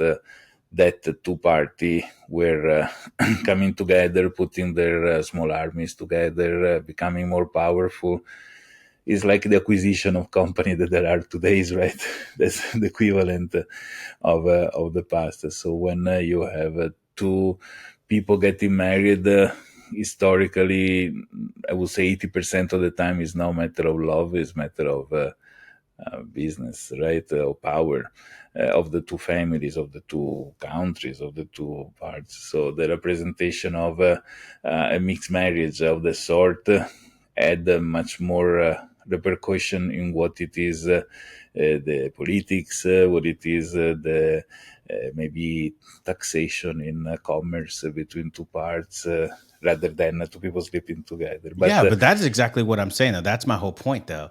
That's what it sounds like to me. If she, like, people claim, and this is mostly professors who have more views of, European dominance. People claim that, Cleopatra was mostly Greek or most likely was a Greek person. And she may have been. But where I get confused of is if she was, why would the Romans be afraid of Caesar having a child with her? That so much that it needed to go down there and kill the kid and her. She literally killed herself and that child. And then they burned down the book of they burned down the Library of Alexandria, right? And supposedly they think that it was burned down because when the Romans came there, looking for Cleopatra, etc., it was burned down when they came attack. But I think, if mark me if I'm correct, but I think that it was, it was burned by Cleopatra to make sure that they didn't get it. I don't know those aspects. Usually, historically, burning books is a very symbolic and also practical aspect of killing a culture, right? So, but I'm just saying, like, in general, there was so much knowledge in that book of Alexandria that was lost. So why would the Romans themselves burn it down? I don't think they would have done that accordingly. I think they knew that it was going to get invaded, right? I think that Cleopatra knew that they were coming to get invaded because they heard the news. They didn't want to share the knowledge, you say. So it's in prevention of getting people to get the knowledge. I think That makes more sense the to me. arm. No, yeah, I think the strategy in a term of war, of army or conquest, are never reason in a scientific aspect. They're more practical. What I destroy, what I kill, what I shoot, because that's the pleasure of people doing army stuff. I don't know that the Romans had this huge interest in science, if not limited to whatever was practical, like aqueducts or other things like that. But more elevated stuff were more Greek, were more the area of the world that had this capacity of doing things. Uh, if you think all the biggest philosophers, even those or scientists, were not from the central part of the Roman Empire, right? Or those are more people that were enjoying life. You think about Rome, was collecting all this money from all the colonies, as you say, correct, around. So it was people just enjoying life, getting drunk, doing pleasure things, and not much devoting themselves. So you have a few exceptions like Leonardo da Vinci, other things which are in a different epoch. So it's not Roman Empire. We're talking about much more recent times. But at the time, I think science of a big technology invention were not much connected with the culture. So I think, in my opinion, that it's been destroyed just today to do damage. If it's being destroyed preventively, it's not to share knowledge. It would be beautiful to know what knowledge was there. I would love it that the Vatican shares all the books that they have hidden in there with all the knowledge to the rest of the world that are super secret. Is impossible to access those things. Those knowledge are. There must be some knowledge that we don't have any idea about. Yeah, I mean, if you think about this, the Library of Alexandria had secrets and supposedly historical knowledge for thousands of years per se, right? So imagine the amount of and I think and from what I think I can understand or what I know, I think only certain people were allowed to go into the Book of Alexandria. Yeah, because knowledge is power, and knowledge has always been limited. That's why the school system and education of today doesn't create scientists and geniuses, right? It is knowledge is a dangerous tool, and unfortunately, is kept for the few. That and I mean, as of today, I mean, if you think about the average person in this planet, they know enough to survive. There is no even the desire to know. I mean, the curiosity of knowing something extra, but the studying of a subject to go deep down at the knowledge of something is something that just a small percentage of the world does.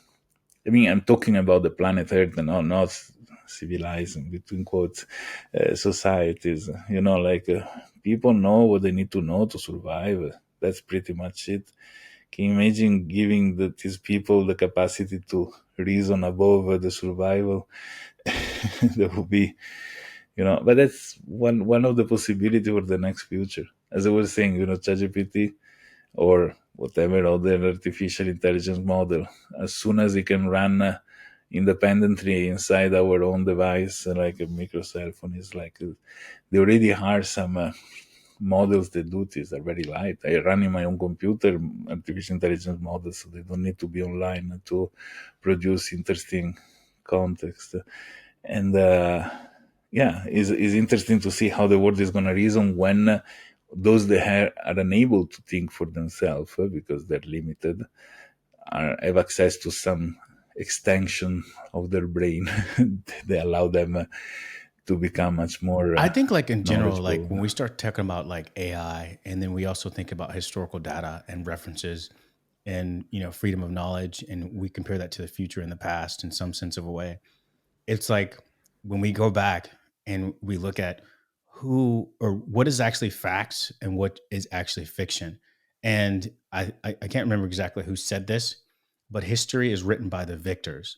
And so when people like to, puff up their chest and say, no, this is the history, this is the facts of the history. And it's just like, well, how can you say that? because obviously whoever is winning is going to dictate what that future or what that history is going to, excel. And this is why, like, even, love Elon Musk, awesome guy from what I understand and from what I see. And I separate him from, I separate his personal beliefs versus off of his personal achievements in technology and things he's done for mankind so far.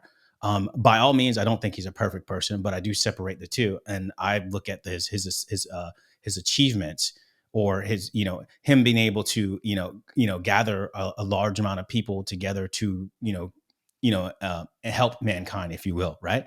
So I look at him as that. But when he makes statements like, everybody was, everybody, every culture or whatever you want to be has been, or everybody has an ancestor who was a slave at some point. He's right. He's right. He's right. He's right. But there is a difference. It's about who's being promoted and culturally as slave, right? As a reference.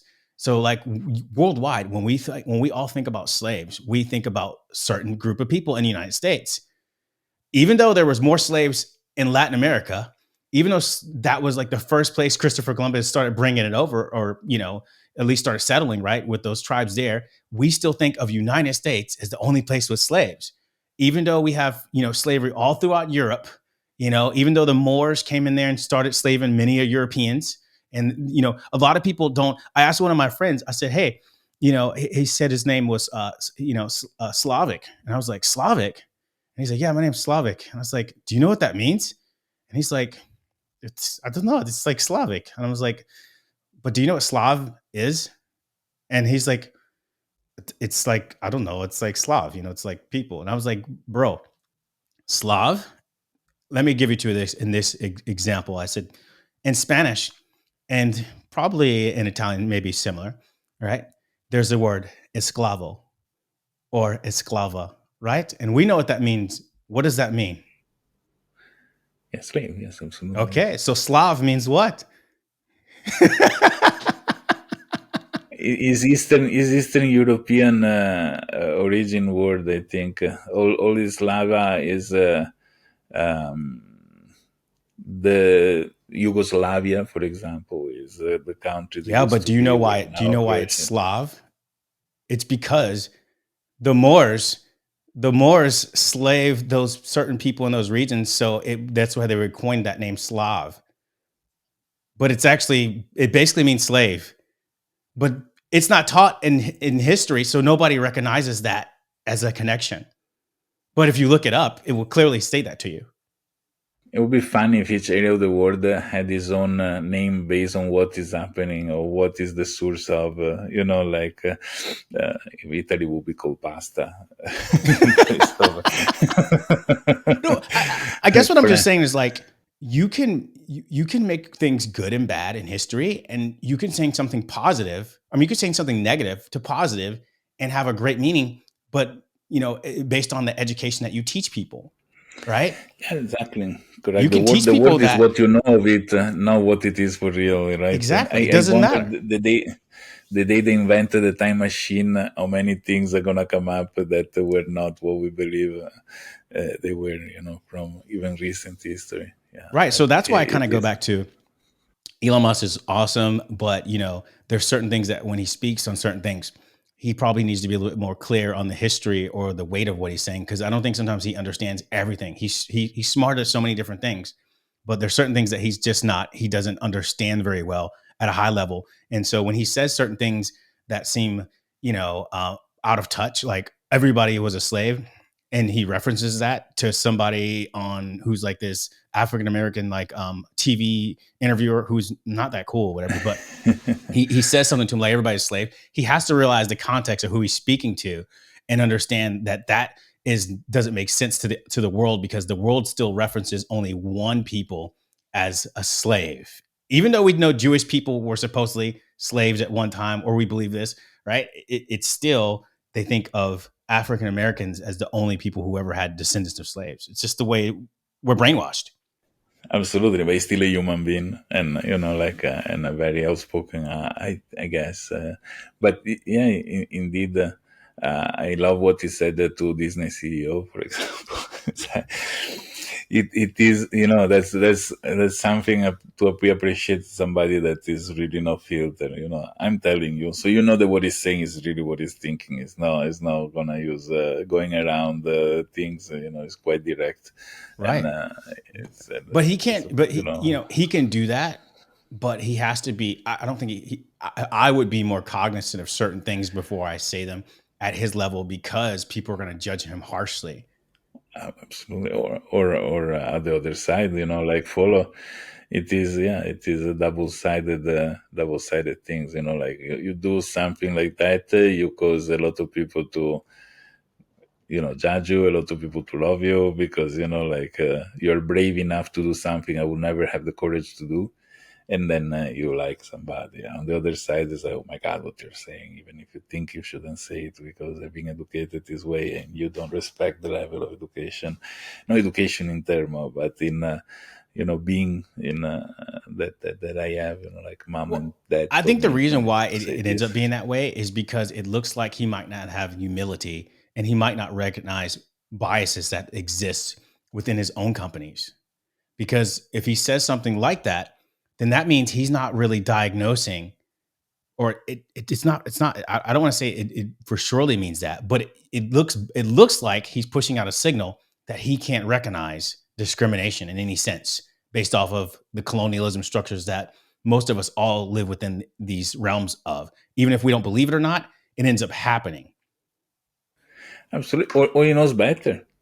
He is to a plane of understanding that we can all achieve and understand ourselves. So it makes sense to him. It doesn't make sense to us. At Actually, the same time, but I think the only thing I think he doesn't know better on the uncertain topics. I think he knows better on certain topics, but I think on that topic he doesn't. And the reason why I say that is because if he obviously said everybody is descendant, and he used it in the context, from what I understand, where he was basically, I think I can't, I don't want to paraphrase it wrong, but I think he was discussing based off of what was I guess injusticeness, I guess what they were trying to conversate about. I don't want to remember exactly, but basically just by saying that one phrase that everybody is slaves, that's an answer to somebody else to say, okay, well, don't use an excuse. Everybody's on the same playing field. Everybody's equal. Everybody was a slave. Don't make an excuse. Discrimination is not happening. Typically, when people say something like that, they're trying to gaslight you and say that whatever you believe, discrimination is not happening. Everybody's equal. Everybody's the same. Everybody gets treated the same, and that's just not true in our world. I don't know if it's ever been, right. If you have one leg, people are treating you different, right? People always judge you consistently. So it's like to believe or to try to tell people that their feelings are not valid and that it's just not real. You're just making it up in your little head. People should be judged based off of their skills, but people don't judge people all the time from their skills. yeah, that's correct, and that's sad, right? That's probably another thing that is evaluating. I think, you know, we should know. I love that, like the standards in the United States. You cannot send your CV including your photo. You cannot send the CV including your date of birth because that will create a reason to judge you in terms of you look good, then I hire you rather than not, right? While at the end, it's funny also. Like for example, I went to Apple in Cupertino. I enter, and at the entrance desk, there is this lady that must have been like 60 plus and not very beautiful. In Italy, any company is gonna put the most good looking person you want at the entrance, right? Because it's just the first image you give. So you show me that you're so equal opportunity that you actually do the opposite. Because if you're equal opportunity, there was 50-50 chance that there was a very beautiful woman there rather than not. But if you purposely put somebody ugly to show that you are equal opportunity, then you're actually falling into the other side, into actually this showing that there is a discrimination because you have chosen something that you shouldn't discriminate on, just to show that you don't discriminate on, And I agree with right? that. And I think that's where Elon Musk is coming from. And I understand that perspective. I think he's saying, well, it's a double standard. But at the same point, how are you going to stop people from doing the latter? Because people are I know the constantly doing culture, that. absolutely, is a it is a in the moment the kids go to school, let's forget what education in a family is, because if you grow up in a family of racist, 90% of chances you're going to be racist too, right? But the school, the education teacher give you even message that goes between the lines, just showing, that you behave in a certain way rather than another, is what it teach. Is what you are when you grow up, is the pile up of experience of what you understood or what you saw that was the way to do something. And I think it takes a few generations of very clean education. That's why I'm saying, in the moment that schooling is done with artificial intelligence, and this artificial intelligence probably is programmed in a way that is correct. No exaggerated on one side like Google One, but no exaggerate on the other side as well, like probably Grok. But a correct, truthful, unbiased thing. People is gonna grow up with the capacity to remove judgments and be more objective in their evaluation of things. But it's already happening a lot. I see my kids, they don't have a lot of biases that I do have, for example. But culturally, because Well, I think that's going to they happen because of globalization in general, and yeah, correct, the more you exactly, allow your children to experience other things, I think it's definitely going to happen that way. So right. yeah, I believe that. Yeah. All right. I Oh, think your camera is off. I think my camera died.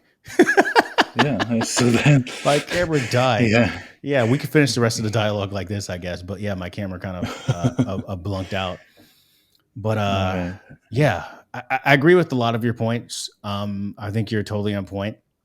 I hope that the world becomes better. I think biases will hopefully disappear. I hope so. I hope so. Yeah. Right now, have they completely disappeared? Probably not. But I hope they do. Let's do a catch up in 5 years' time and see how things are going to be. Yeah, we'll see.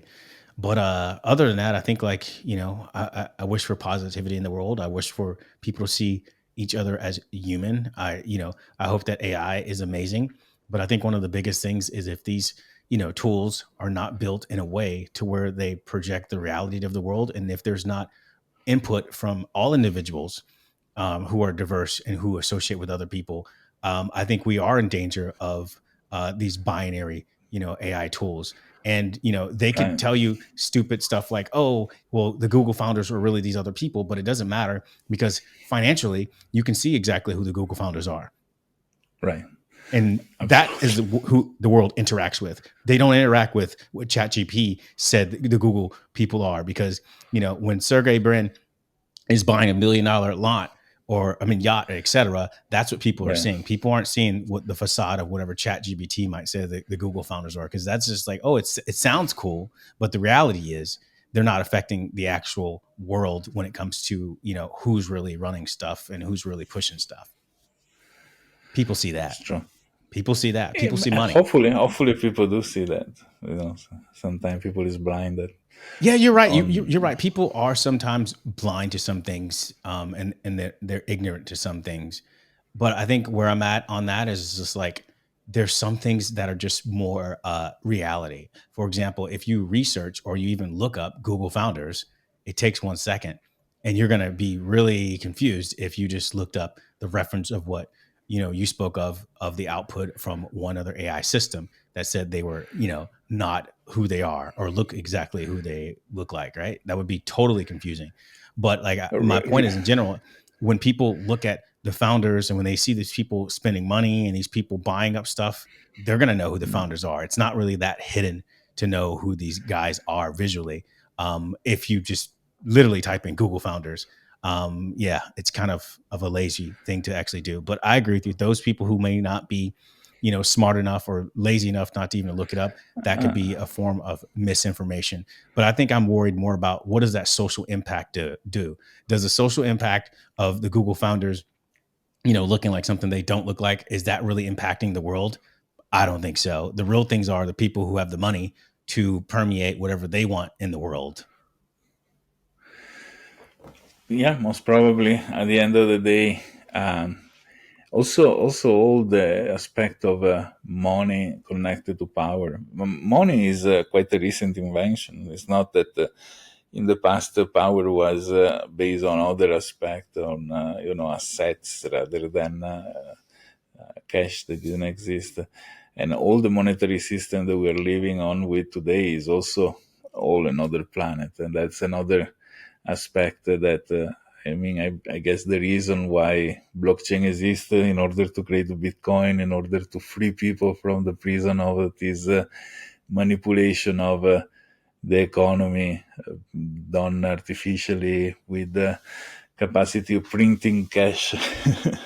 And because it's all relative when wealth is managed by somebody that can decide to lower the value of the money rather than not, right? It's all proportional to that.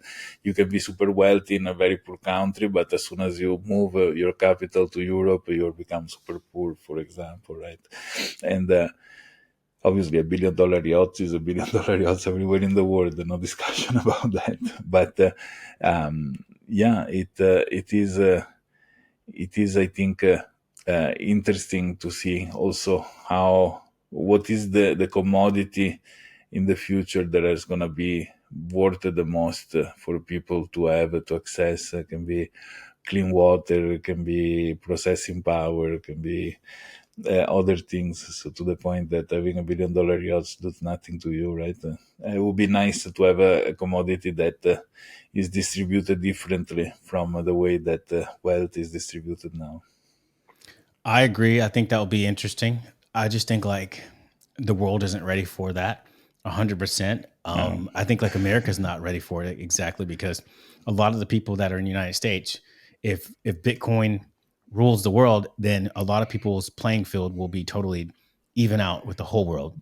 Yeah, And so a lot of people's fortunes will be pretty much almost nothing, right? Because wiped. Exactly. yeah, so it's like I don't see the Western world that we live in, or at least I live in, ever really allowing this to happen without some massive type of war or destruction. Which is why you look at companies. I mean, you look at things like BRICS right now, where it's being assimilated.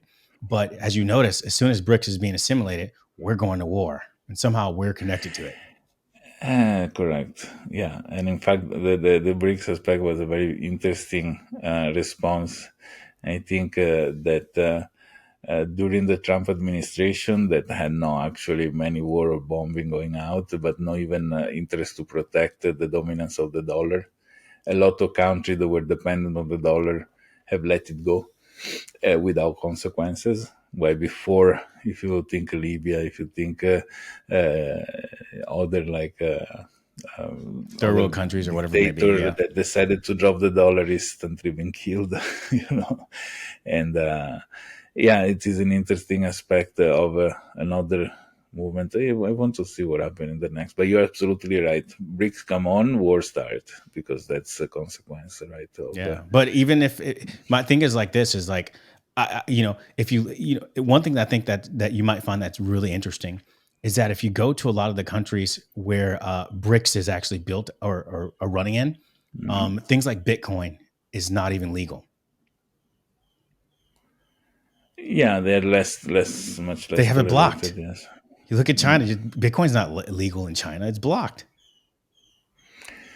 Yeah, yes and no. It's still going in and out of regulations.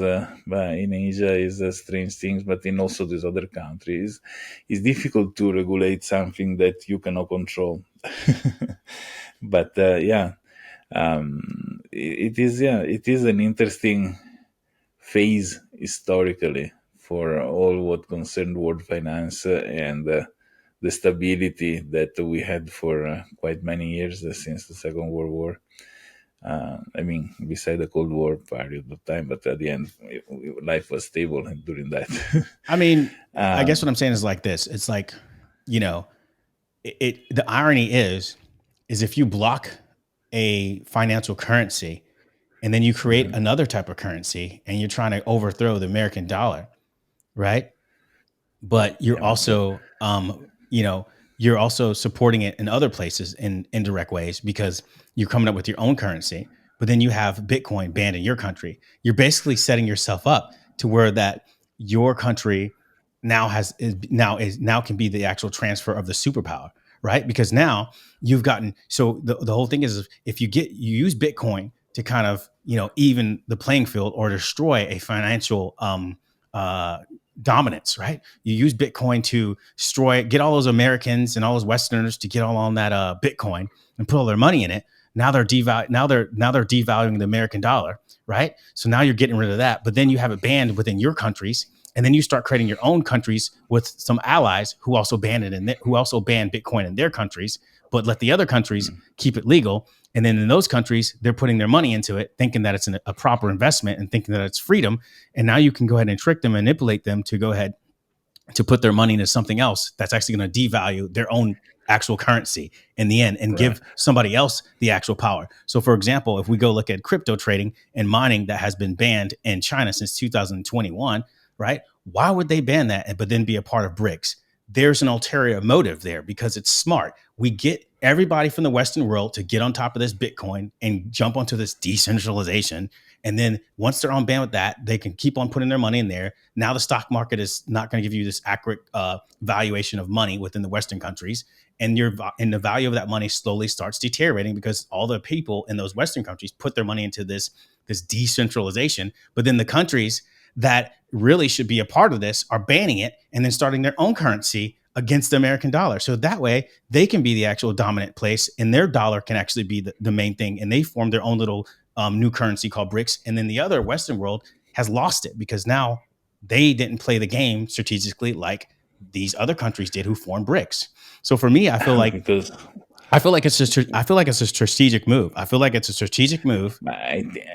The BRICS, I mean, first of all, I think Bitcoin economy is so small compared to anything else that is totally irrelevant. I think it's mostly the regulation that stops them is because some people launder money rather than export value, but on such a small scale that compared to a group of country economy is nothing. So well, I know that in the United States, the Bank of America CEO, he had pushed out something basically saying that the banks are in trouble if people keep on putting their money into Bitcoin right now.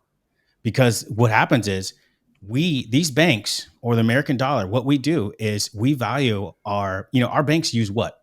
Our own money, right? So the money that we put in these banks, right? We use that. These banks use that as collateral to loan you money.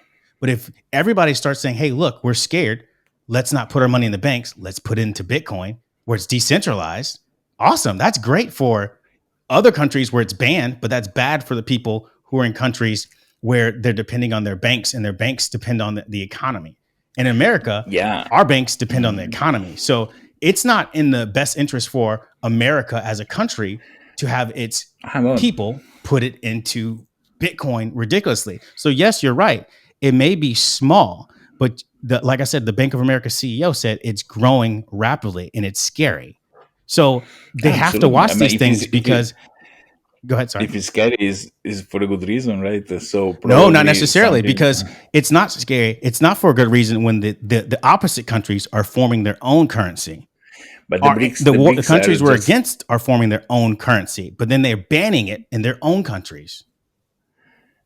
Doesn't that sound ironic? Man, I don't think there is a connection between the BRICS and Bitcoin in any way. I think the BRICS is a commerce agreement between countries using currency just for commerce that is made by the mixing of their own currency, try to level up. Yeah, but just to get rid their reasoning is because it defies the American dollar. Yeah, correct, absolutely. They have a motive. They have a motive for doing it. They want to go against the American dollar. They don't care about the American dollar. They don't care about the Western dollar. They don't care about Italy. They don't care about the euro. They don't care about American dollar. They want all of the people in the Western world to go ahead and say, hey, you guys put your money in Bitcoin and we'll ban it in our countries. No, it's nothing to do with Bitcoin. In my opinion, I think the banning that they have is more for local regulation of other things. I think that what the BRICS are doing are what many other countries want to do, but they are not brave enough to do it, is to drop the dollar. But I see what you're saying. But if you drop the dollar, what does that do? I mean, it's not good for the United States, for sure, but for the rest of the world, So it's why would okay. they? I mean, like, So why would they? So what two things could drop the dollar? If we know that, if you know that the Western world depends on banks, right? They depend on banks. Our country depends on banks. The Western world in general depends on banks. So if we don't put our money in banks, what happens if we put in a decentralization? It devalues the dollar. yeah, no, absolutely. I mean, I So, agree with that, but but you don't think the that amount that you goes don't in, think that the government, them forming BRICS and knowing that it also and them blocking Bitcoin doesn't show a pattern of, hey, look, we see what's happening, but we're not letting it happen to us. We want it to happen to them because they're doing but for BRICS, sure. I mean, which like, is decentral. They're it's doing BRICS. They're doing multiple steps, is what I'm saying. Like, I agree with, I see what you're saying, but I think it'd be ridiculous to think that we're not putting that into as a big red flag that they're doing those things. Now, if they had it legal in their country with Bitcoin, I would be 100% on anybody's side saying, "Oh, you know what? You're right. You're 100% right because it's legal there." But if it's not the even playing field, then something feels weird about that. But out of all the countries of the BRICS, Yeah. it's not that all of them are forbidding Bitcoin, because I mean, Oh I no, think, it's not. You're right, but it's the ones that India it's works, the Brazil works, yeah, but it's the biggest Russia ones that are works. running it. It's the biggest ones that we're against. The ones who originally Yeah, formed it are the biggest ones who don't want us around as the Western powers. Those are the ones that are banning it. yeah. That's But scary. if we were talking about Go ahead. the Sorry. Roman Empire, I think Yes. the American Empire is now different, right? And so in imposing regulation, sanctions, war currency, and many other aspects that goes outside the border of the country. Not many country has it, like most country, whatever they do, staying inside the border of their own country. The United States act as the world leader, so imposing regulations outside their own borders, right? So if I do a violation in commerce, in trade between Australia, I don't know, but even Thailand and China, whatever, I respond to an American court, which is strange, right? When I open a bank account in Indonesia as an Italian person, or even as an Indonesian person, I need to sign a form of the IRS, American IRS, while I don't sign a form of the Italian corresponding IRS, other things, because they have a dominance in regulation and things the United States has that is imposed, and most other countries accept the imposition because they're afraid most of the time, because they don't have a means to say no, we're independent from this, because the consequences will be what happened to embargoes, sanctions, other things. Giving a means to lose the grasp to the rest of the planet, to the United States, can create a destabilization for sure, because but probably is a transition to another era where the United States go back to be a country on its own, and the rest of the world are more independent from this. I don't know. This I'm just doing an analysis. I don't have desire of one thing or Right. another. I And I just see want to exactly live what in peace. and I see what you're saying, and I understand your whole point, and I think it makes sense.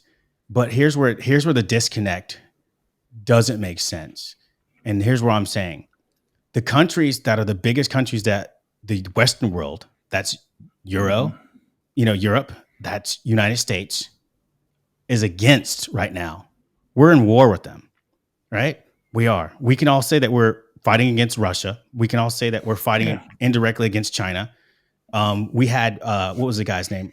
Not the guy, but we had Trump, who put sanctions on China, right? Yeah, absolutely. So to think that they would not have an ulterior motive or a reason to not No, but obviously, try no, I mean, it just, makes but sense. I see what you're saying, but I'm saying that to think that Bitcoin is not even a part of that, I think it might be a stretch, because the only reason why I'm saying that is because this helps dethrone the Western dollar. It helps it. The same way of doing BRICS, you can also use by Yeah, but supporting the Bitcoin, it does that. And then when you look at the countries that have pushed BRICS and that have started BRICS, China and Russia, it's banned. That to me is not a coincidence. Why would they ban it? Because I tell you why they would ban it, because it's an actual, it's a good thing for them to do that. Because if we can get America or the Western world to devalue their dollar, and then we have it banned in our countries, we can go ahead and set our own dollar, BRICS, and we can be the new world standard. And then we can ban it from whatever places we want to. Because we're the actual new guy in town. It's not America. So I agree with you on the fact that you're right. Just like the Roman Empire was big and it was dominant and it took over everything. America is that thing right now, and so is Europe. But that doesn't mean that they're not trying. The other opposite is trying to do that to us because they don't. They want to be the top guy. It's an opportunity, absolutely. I would take it. Until it doesn't involve nuclear bombs. I mean, to me, any other. I'm not stretching anything, but think of this right there, and I'm not stretching anything, but it does to me sound weird that when we think about who invented Bitcoin, we don't know exactly who did it. We hear rumors about a guy supposedly in where? British guy. British guy? Oh no, I thought his name was something Yamato or something like that.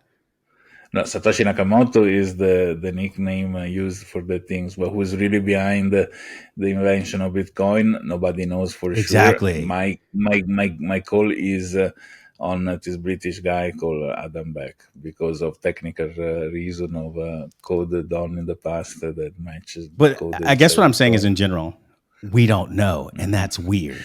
Yeah, absolutely. That's weird. And I think like before, I'm not disrespecting Bitcoin. I'm not downing Bitcoin. I'm not telling people not to do it. But I'm saying is to think that this has nothing to do with a correlation between certain countries who have certain things or initiatives to actually do and use this as an advantage to help push something that they want to do, which fits their best interests, which to me, Bitcoin would fit my best interest if I'm a country. I would ban it in my country, but I would let it run in yours. Yeah, absolutely. Because it would be helpful for me to complete what I would want to do, which is make my currency and make my country control the currency. Stronger, yes. It's smarter. It's brilliant. Shot. Yeah, it's a long shot, meaning that it is something that involves a long-term goal and a lot of involvement. It doesn't happen overnight. Countries don't typically think or react or do something and think short term. They think strategically long term. Yes. This is the art of war. This is the art of war. So when the Roman Empire conquered different, people or cultures, they had techniques. They had ways to destabilize places, and they used their brains and they used a lot of psychology on how to do that. There's people that just sat around and said, "Hey, how do we destroy this?" In the same way that we do that in the Western world, those other countries have figured that out too. Yeah, and it's fair game. It is fair game. And I'm just saying that they don't use one tool. They use multiple tools to do that. Multiples, absolutely. And we do too. Yeah, no. And we do too. Yeah, I'm not saying that we're not doing it, that us, the Western world, is not doing it to them, because we are. Absolutely. We have been. Absolutely. But when we live in the Western world and we have an advantage, and we take the advantages of that. For our own interest, for sure. If you look as an alien from another planet, the planet Earth, with an objective view, without a direct interest, it is fascinating to see how each side is behaving. Yeah, I'm all game for the aliens if they did something, but even them, I'd be wondering, what do they have in it? Like, what's in it for you? I don't know. It was just an observing one, mine. It wasn't an active one. It was just no. I know you were just being comical and stuff like that. But I'm just even going to take advantage of that conversation. Just say, like, even as if it was an aliens doing that, or some sense, I would still be in question as an analytical person to say, well, what's in it for you? Why would you care about that? Exactly. What's in it for you? Why would you side one side rather than the other as well? What's in it for you? Absolutely. Somebody, if you look at any laws of this of intelligence of this world, there's always or typically some type of ulterior motive when it comes to decision making and logics. So there's some type of game being played within this realm of our reality, of this plane of life. There's always like a pros and cons. There's a logic to why this chess piece goes here and this one goes here. There's a logic to the game. Now, you may not see it ahead of time, or the average person may not see it, But there's people in these governments and people in the world who sit around and this is all they freaking do. They think about the art of war. They think about how they can conquer or attack different countries or try to destroy them in different ways. The same way where we go think about social media and attacking people's minds. The same reason why, people right now, they're arguing about the TikTok thing in the United States. They're arguing about the TikTok for example, thing. yes. So to think that we find TikTok, the average American or the average human being as a weapon of war. Yes. But the average person in the world, if you sit them down and you said, hey, look, TikTok is a weapon, most people would laugh in your face. Right. Why? Because they can't fathom how it can be done. But somebody who builds these platforms and who works in these companies, you can easily see it. Absolutely. I think there is a beautiful book, controversial book, that is called An Economic Hitman, which is a fantastic take on how using World Bank money, using financing in other country is a means to get them and pretty much conquer them, or and is the story of this. It's been called crazy. It's been called that is fantasy, but probably maybe as a basis of a truth. That this guy goes and talk with president of country, forcing them to accept loans from the United States. Loans they cannot repay back, so to put this country in their knees and force them to accept condition for other things, like using money as a tool of war, practically, to get the conquered countries. Money is a huge way to crumble a country. Transferring power is huge. So to not try to target that, if I was an enemy of another country, or I just wanted to be the person over that person, if I didn't target that, I'd be an idiot. You'd be a dumb country if you didn't target money as a way of trying to destroy somebody. You can destroy them morally, socially, in their mind, psychologically, and then you can use other tactics to manipulate people to say, hey, look, guess what, man? You guys should, not put your money in here. You want to make some money? Just all go put your money in here. You know what I'm saying? And don't put it in those banks. Right. Just put it over in this. Let's decentralize that shit. Let's decentralize it. Yeah, let's decentralize it. And then you can get all these people say, oh, I'm going to get rich. Let's decentralize it. Yeah, we can get rich. Such and such made this one. I had so many friends that made so much money in Russia from crypto. And then they also lost so much.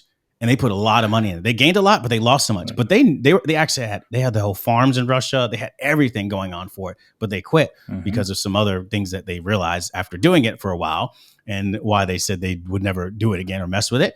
But that was their own reasons. But anyways, point taken is I've seen, I heard them actually go through this whole experience, and they got kind of out of it.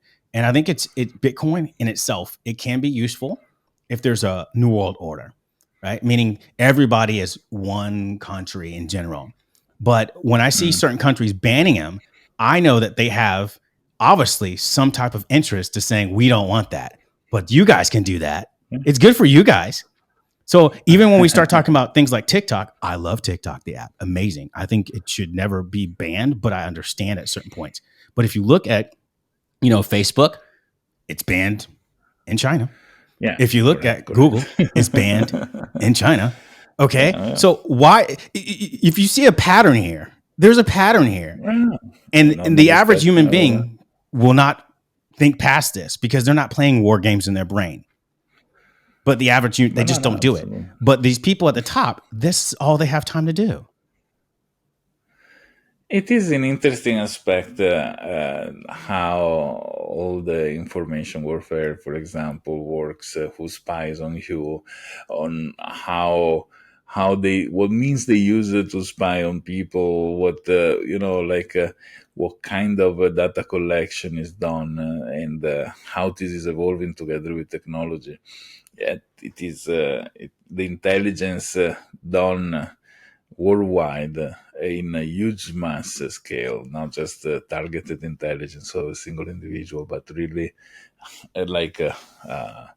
it is a planet of I would say details and amazing and surprising things that people have no idea about. We had interestingly, a lot of things disclosed thanks to Edward Snowden, WikiLeaks, and so on and so forth. But the full extent on how data is collected, the profile are made, and through so many different means for scope of any sort, in order to control, in order to prevent, but not only in terms of crimes or terrorism or other things, but in terms of even political reason, rather than it is a very interesting discussion to have probably another time,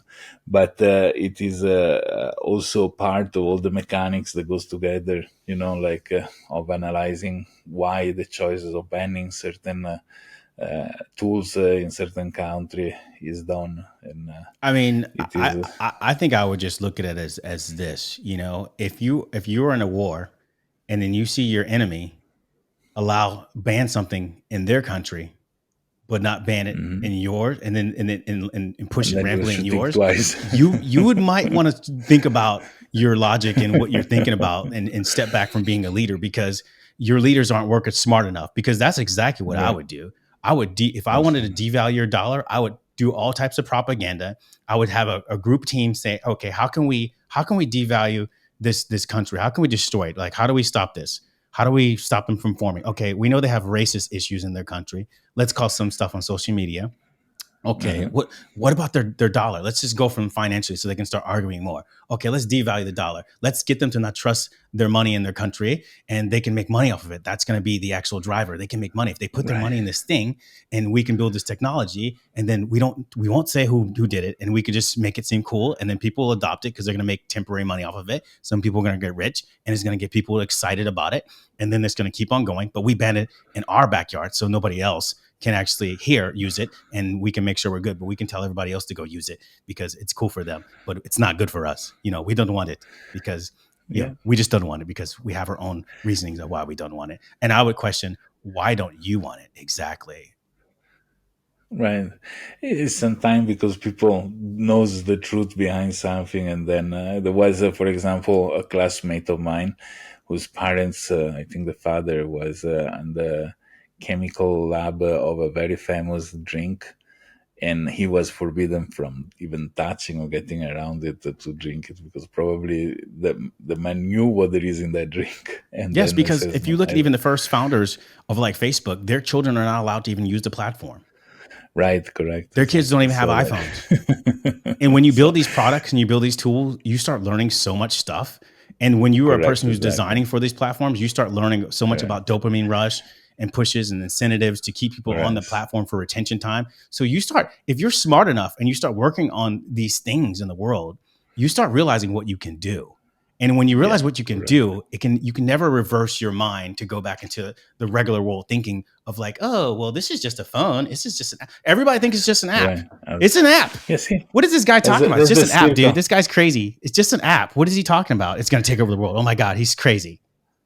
It's a beautiful callback, because we are going exactly to the starting point where we're saying people have no idea what happened behind the application they use, right? And this is an absolutely true aspect.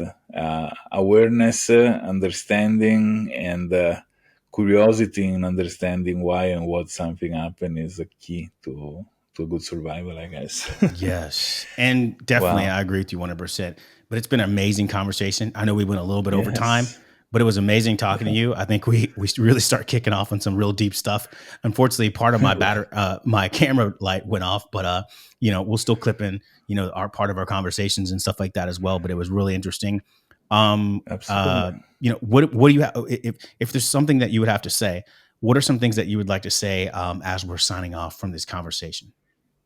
What would you like the world to know? I would just really suggest people to be curious, to question, to do exactly what we did during this whole conversation, to try to understand what there is behind, what is the history of something, why people will push something, why people will forbid something, right? And get it as a good point for trying to understand things is important. And technology is a big mystery for many people. Technology is complex. but sometimes it's worth to understand why things happen, how the engine in the car works, how the things behind your cell phone work. And that's something is worth pursuing, I think. Awesome. That is amazing. And that's a great closing. One thing I sit there and always say is, curiosity and asking questions can get you in trouble, but also it can help and save the world. You might be persecuted for it earlier, but thousands of years or 100 years later, people may people may praise you for your braveness and your curiosity, because it may inspire people to change the world or some sense of one way. When I look at things holistically, I like to think back and reflect on questions of where I've maybe shocked some people of my why questions. But one thing I always I used to ask one time, or one out of thousands other things is, when I was a kid, I asked, things about, the Bible, for example, one thing particularly, but there was tons of things I always asked about everything. But this one particularly was, when you had Cain and Abel and you had Adam and Eve, there was 4 people on the earth, right? How can they create everybody? No, let's skip that one. That's a great one too, but let's skip that. There's a small intricate point. When Cain killed his brother Abel, there was how many people left? 3. Okay. Cain was kicked out of the garden, or basically out of that area of the garden of nearby the Garden of Eden once they were kicked out, because they weren't in exactly the Garden of Eden, but Cain was kicked out and he was banished to the land of Nod, and then he came back with a family. Okay, interesting. Okay. Where the hell did he get a family from? There was only 3 people. Right, bro. Who were the people of the land of Nod? Do you see exactly. Super. Probably they come from another holy book or some other religion. It is just. This is why it's important to sum it up and close it out of why you should ask why. And I think a lot of us just don't do that these days. We just stick into these little boxes and we just go with the flow because it's comfortable and easy. But thank you so much, man. It's been a great pleasure to have you on. Yeah. And to talk about Bitcoin, thank you for decentralization, the world, and all the aspects within that. And it was fun. Ladies and gentlemen, The Kids in the Room Podcast! That's right. Brought to you by Move Faces TV. Let's go!